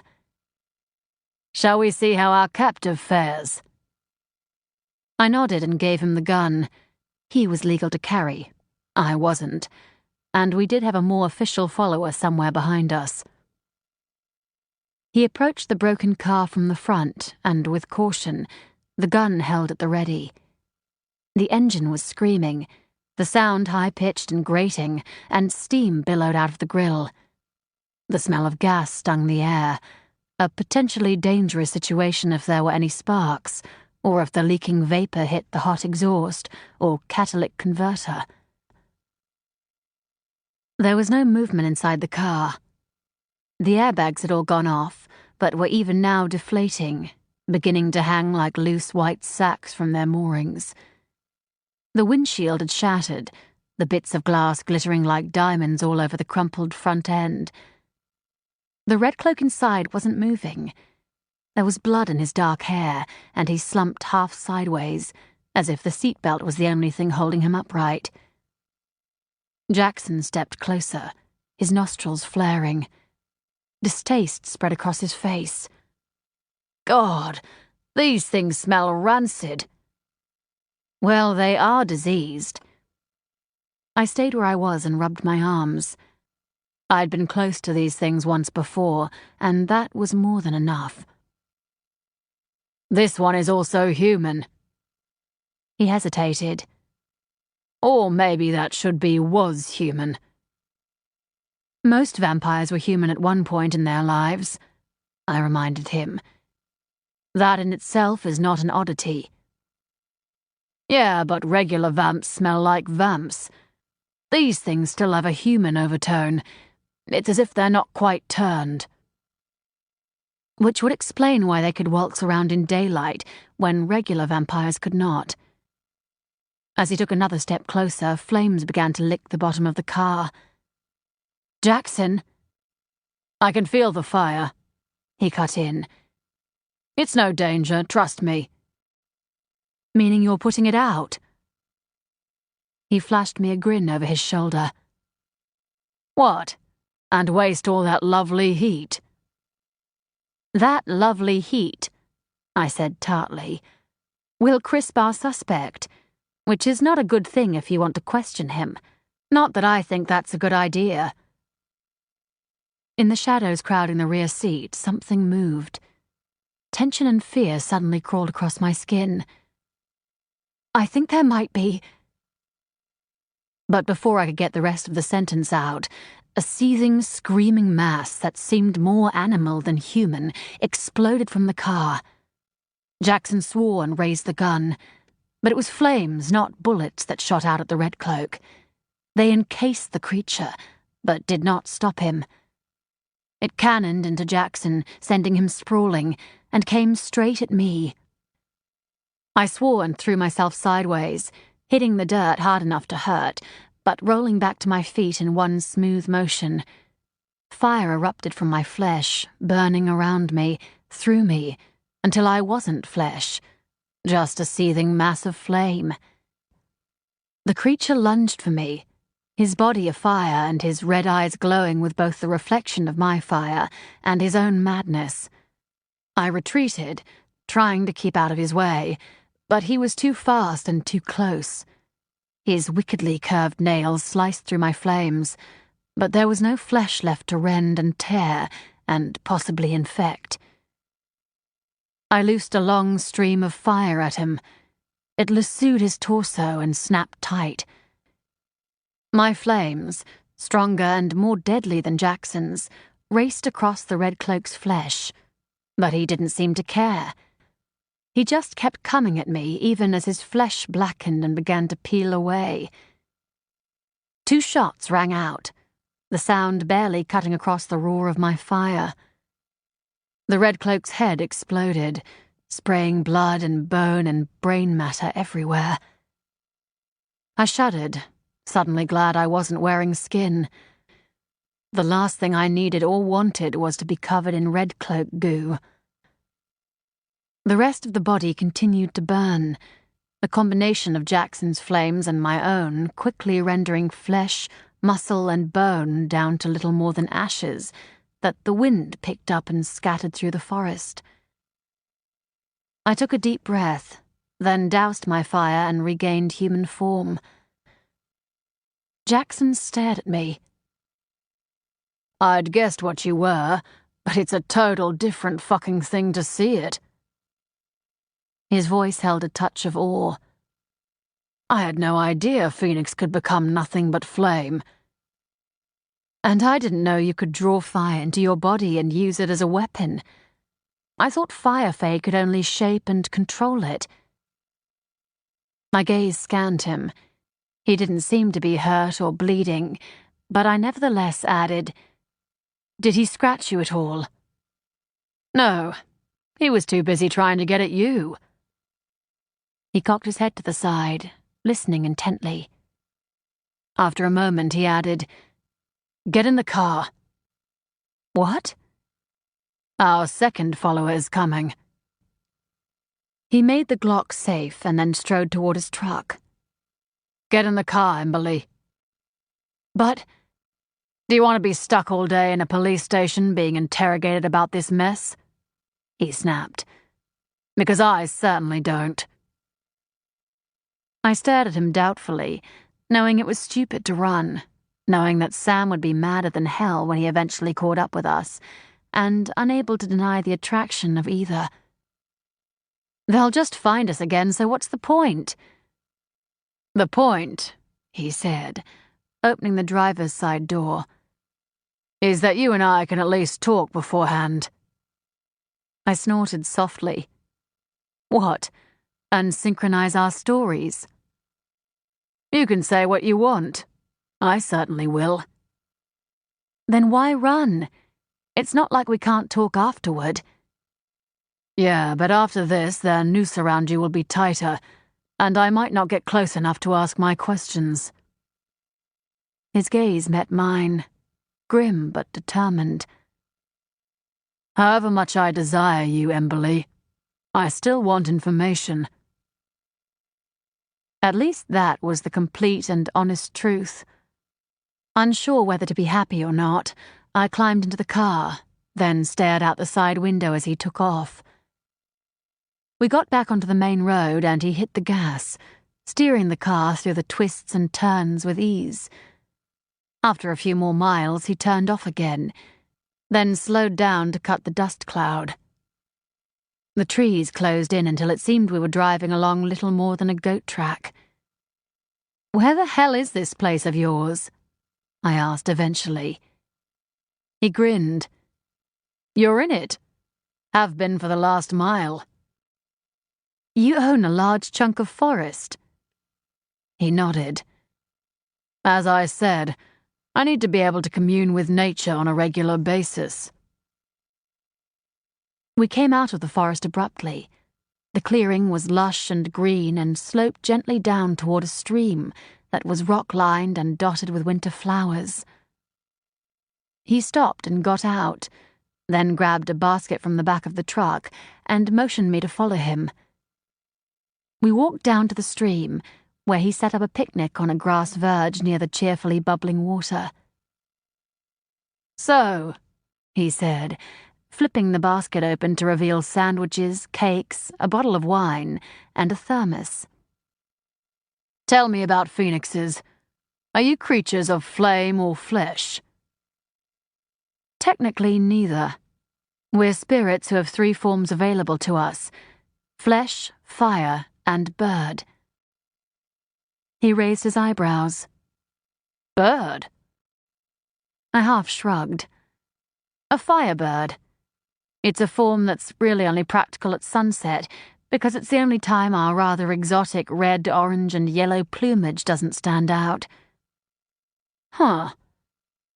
He opened the wine and poured 2 glasses.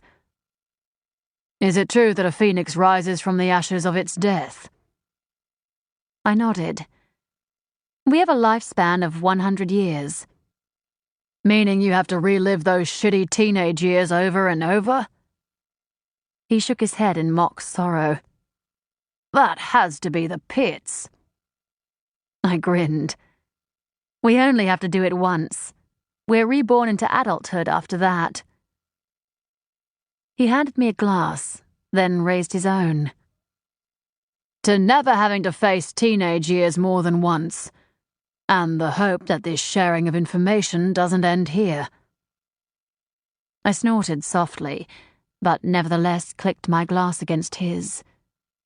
The wine was cool and fruity without being too sweet. Speaking of information sharing, how about you start? He opened one of the foil-wrapped packages, revealing chicken and avocado on rye. Have you ever heard of a Professor James Wilson? I picked up one of the sandwiches and shook my head as I bit into it. It tasted incredible, but I was always horribly famished after a flame-up, and I demolished it rather than savoring it like it deserved. Ah, he said, eating the other half at a more leisurely pace. He worked in the research division of Rosen Pharmaceuticals. Who just happened to be one of our major competitors, and was, coincidentally, owned and run by Lady Harriet's ex. To say the two did not get along was like saying rain was wet.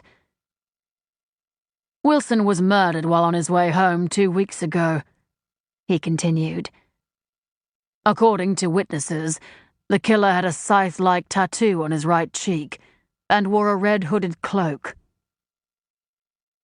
What was the likelihood of Baltimore and Wilson, both of whom worked for privately funded research labs, being murdered within a matter of weeks of each other, and the murders not being connected somehow? Realistically, slender to none.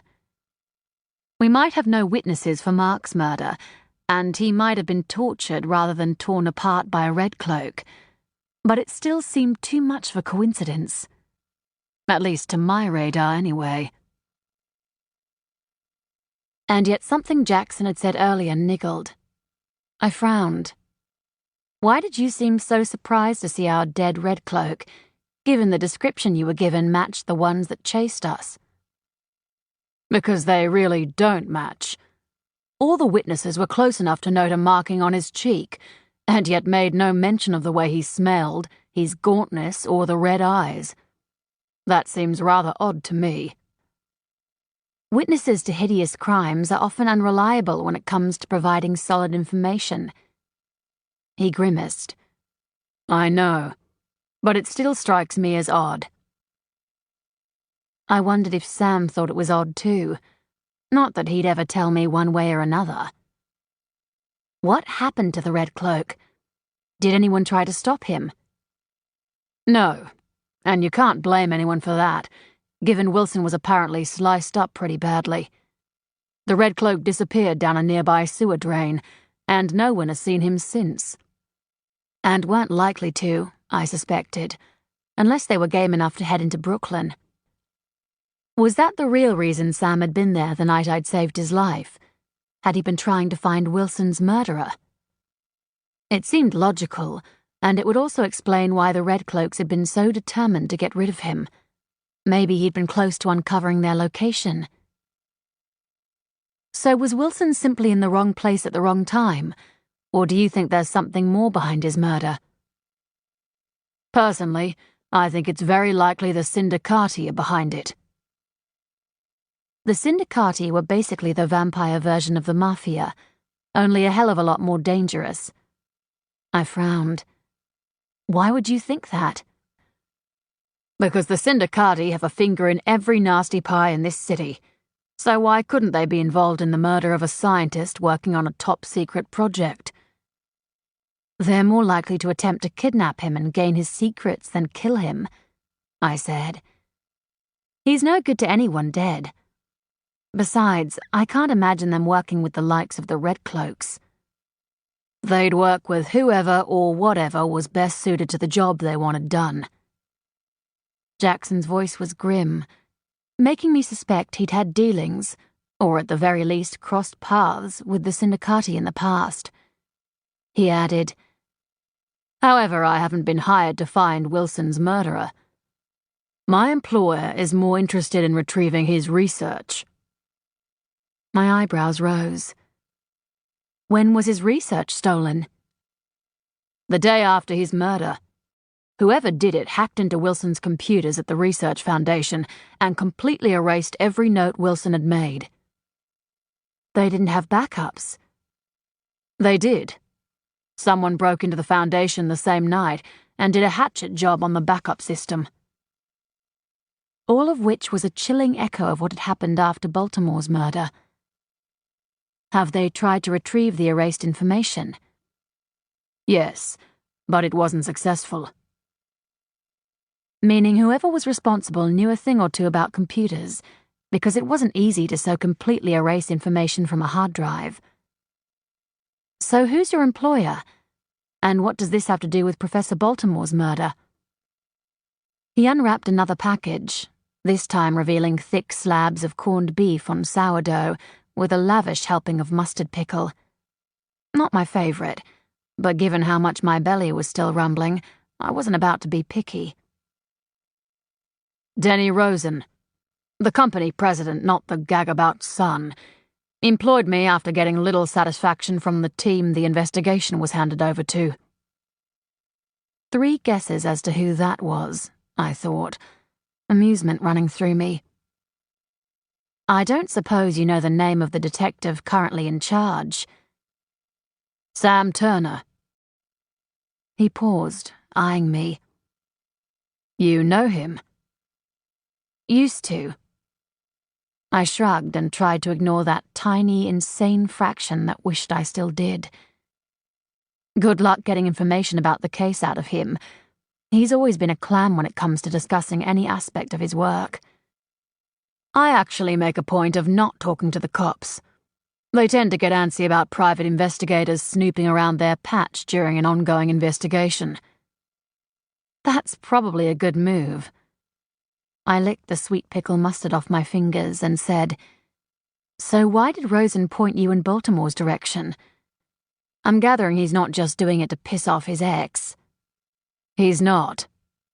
He picked up his wine. Although I suspect there is an element of that. They sure do seem to hate each other. Well, given the rumors suggesting infidelity and theft of research on both their parts, I could understand why. At least they had good reasons for the hate, unlike a certain cop I knew. Rosen wasn't very forthcoming about what, exactly, Wilson was working on, but I gather it's something to do with finding a cure for some new kind of virus. Jackson picked up the wine and filled my glass. He inferred Baltimore might be working on a similar project, and therefore could be behind the theft. What's the bet Wilson's project has something to do with the virus the Red Cloaks are infected with? I said heavily. It had to be. It was too much of a coincidence to be anything else. Rosen simply called it the NSV-01 virus. And Baltimore's virus was NSV-01A. I doubt it was a coincidence. Highly unlikely, Jackson said. Rosen didn't say what it was, or who'd employed him to work on it. I suspect, given how clammy he got, that it was a deep-level government initiative. I frowned. The government has its own labs. Yeah, but it's not always easy to keep research a secret inside those labs. Too much red tape. Too many management fingers in the pie. It's far easier to have a black slush fund and get it done privately. It doesn't explain why they'd be coming after me, though. If they were the ones who beat Baltimore to death, they must know I can't tell them anything more. What if it wasn't the Red Cloaks who beat him up? What if it was someone else entirely? I frowned. Mark was the most harmless guy in the world. I can't imagine someone having a reason to kill him other than wanting his research. And as I said, I don't think he was onto anything monumental before he died. Maybe. Maybe not. Let me get something. He rose in one fluid movement and walked up the hill to his truck. His strides were long and easy, but nevertheless filled with a sense of heated energy, much like the man himself, really. He came back with a manila folder. This time he sat down beside me, his shoulders pressed against mine, and the heat of him flowing across my senses, a siren call to the fires deep within. I took a shuddery breath, trying to concentrate as he flipped open the folder, rifled through some paperwork, then picked out a photo. "You ever seen this man before?" he asked, handing it to me. The photo was grainy and speckled, as if it had been blown up from a much smaller picture. The man in it had half turned from the camera, but he was obviously a big man, bald with heavy brows and a beak-like nose that seemed to jut out over thin, humorless lips. It wasn't anyone I'd seen before, and I said as much before adding, "Who is he?" "Sherman Jones, a thug for hire and petty thief." I handed him back the photo and then picked up my wine. It didn't do a whole lot to quench the awareness surging through me. "You think he beat up Mark?" "This was snapped by one of the street security cameras just up the road from Baltimore's apartment." His voice seemed suddenly deeper, edged with a huskiness that spoke of desire. "According to one of the waitresses in the cafe across the road, he'd been hanging around the nearby bus stop most of the day." I frowned. But if you know about this Jones person, the cops surely would, and they'd have interviewed him already. "They would have, if they could find him. He disappeared not long after this picture was taken." "Before or after Mark's murder?" "After." I finished my wine and held it out for a refill. Too much more and I'd get tipsy, but after the events of the last few days, that might not be a bad thing. "And no body has been found, I take it?" "No. However, Jones wasn't the type to completely freelance. I have it from a good source that he had several regular employers, including this man." He held out another photo. This man had a thin, pockmarked face, small, beady eyes, and dark, greasy hair. He reminded me of a rat. "Who's he?" "Marcus Radcliffe III. He owns a chain of second-hand stores that are little more than a front for a roaring trade in black market goods and information." "You've talked to him?" "Not yet. He tends to be surrounded by some rather large goons, has high-level lawyers on call, and he can smell a cop, or a PI, a mile away." "Meaning you've hit a wall information-wise?" "Not exactly. I've now got you." "Maybe." He grinned. It was sexy as all get out, but also very confident. "Your turn, my dear." I told him the little I knew, all the while trying to ignore the hunger in his eyes, the feel of heat barely restrained that flowed over my senses every time he moved. When I finished, he said, "Given the research of both men has been taken, it suggests they might have had some sort of breakthrough." "Yeah, but the question is, how would the people behind the murders have known?" He shrugged. "Rosen told me Wilson presented weekly reports. It's possible someone, somewhere, talked." "Maybe, but that doesn't explain what happened to Baltimore. Trust me, no one would risk Lady Harriet's ire by indiscreetly talking." I pursed my lips, my thoughts going a mile a minute. "Could the labs be bugged?" Jackson shook his head. His auburn hair, I noticed idly, gleamed like fire in the sunlight. "Rosen apparently doesn't trust his ex as far as he could throw her. He has a team of specialists who sweep the labs weekly." Well, at least Lady Harriet wasn't that paranoid. She had them swept only every other week. I downed more wine, then said, "So basically, we're as stuck for ideas as the cops." His sudden smile was blinding in its intensity. "We're stuck?" Does this mean you've forgiven my initial lie and are now intending to help me on my quest? Did it? I hadn't meant it that way, but now that I'd said it, it was tempting. Very tempting. And it wasn't as if Sam was going to give me any answers.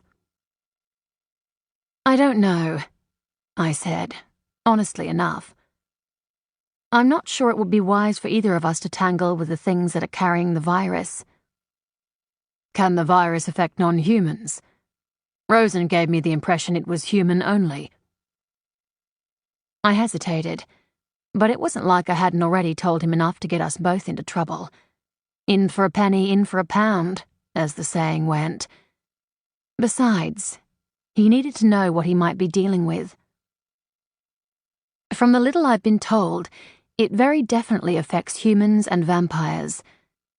Some shifters seemed able to escape the virus as long as they shift immediately after being infected, but it's too new for anyone to be certain. Until we know for sure, I don't think you should be taking any unnecessary risks. Oh, I don't plan to when it comes to those things. He frowned. What about phoenixes? I shrugged. I'm spirit, not flesh, so any virus or drug that does get into my system will be burned away when I resume my true form. Handy trick. And one that doesn't stop me from getting hurt or dying before my time, I said, voice dry.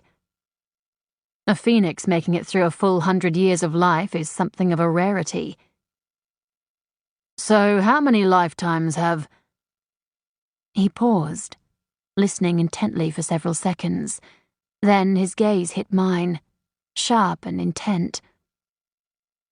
Do you want to be found right now? Confusion swirled. What? There's a helicopter on the way. It's a fair bet that, given we've eluded our police tail, it's someone looking for you. So make your decision. Come with me, and not be found until you wish to be, or stay here and return to the safety of your police followers. I stared at him, tossing between the insane need to know what was going on and the desire to stay safe. Decide, Emberly. We're running out of time. What the hell? I thought, and fell on the side of insanity.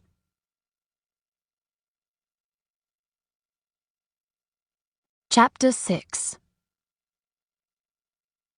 We were deep in the trees by the time the helicopter clattered overhead. It swept over the meadow several times, then moved on, doing similar checks of nearby areas. You're not going to be able to hide a red pickup in the trees for very long. Sooner or later they will spot it. I know. He was outside, leaning against the roof of his branch-covered truck, his gaze on the skies. And I don't think we should evade them for long. I just wanted time to plan. There's no need to plan, I said bluntly. Our next step is obvious. We have to find and talk to this Marcus Radcliffe III. He looked at me. The smile that teased his lips was decidedly sexy. At the risk of repeating myself, where the hell have you been all my life? Enjoying a peaceful life, I said. And given they're probably trying to pinpoint us through our cell phones right now, shouldn't we get moving? Yep. He jumped into the truck, started it up, then drove through the trees and out onto the road. Once there, he floored it. Within no time, we were back on the Calder Freeway, cruising toward Melbourne. Okay, as I said earlier, Radcliffe is a hard man to get close to.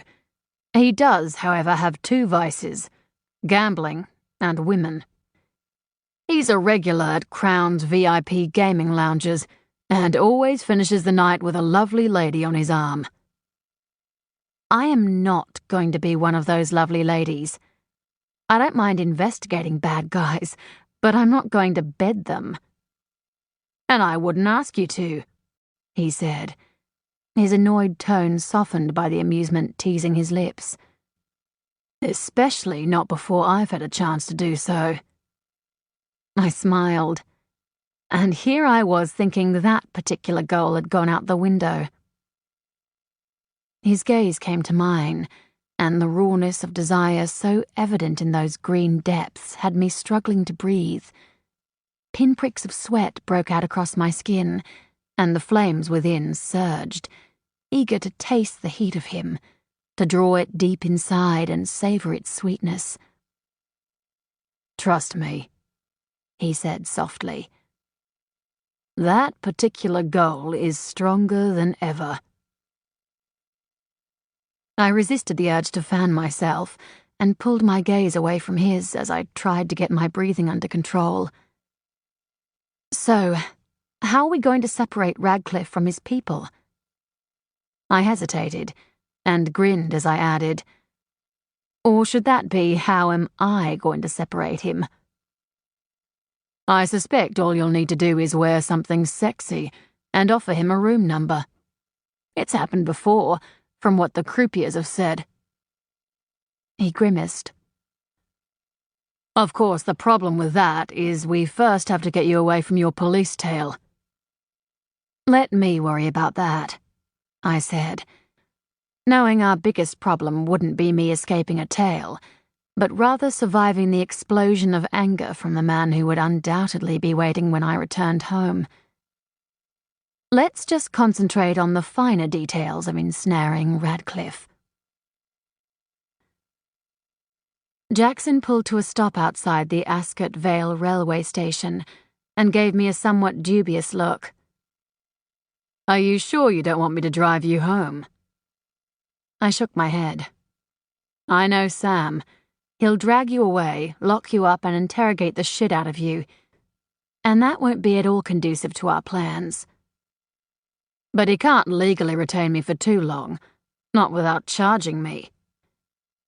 "The law doesn't actually define what is a reasonable amount of time here in Victoria," I said.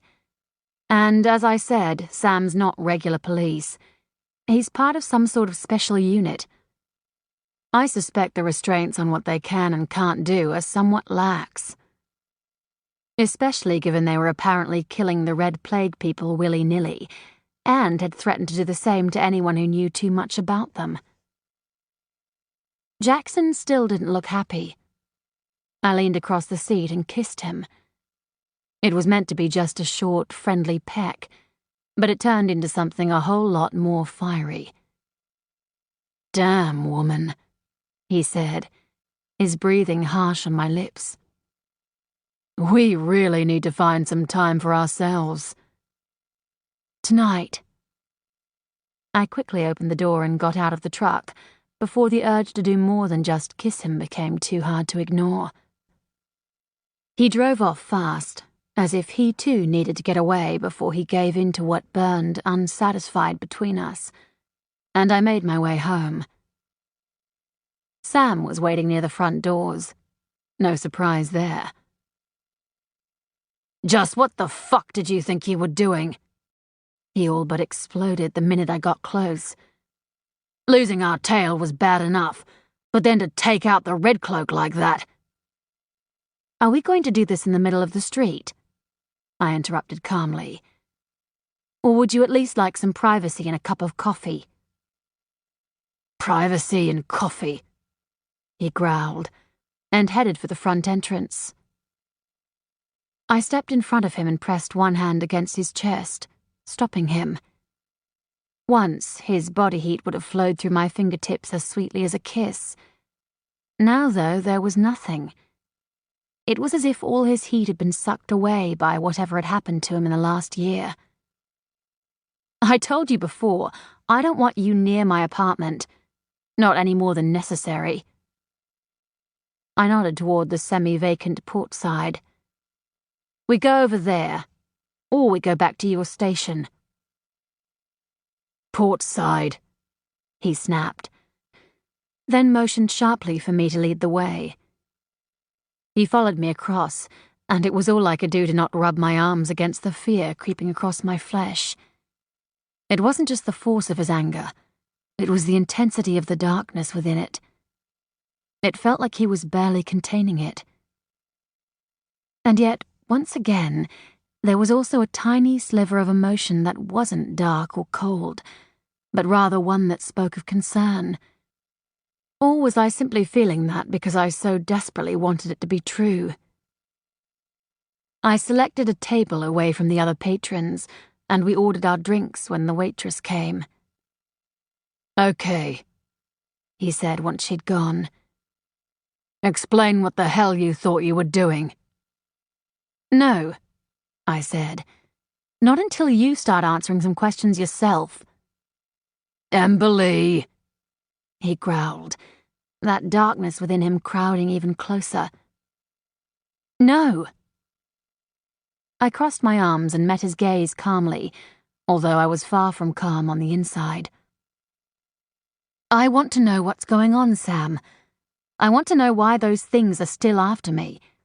I want to know how the hell they can even come after me, given they're supposedly infected by a vampire-like virus and should have been crisped by daylight. But most of all, I want to know who the fuck you're working for." He stared at me silently, though there was little change in his expression.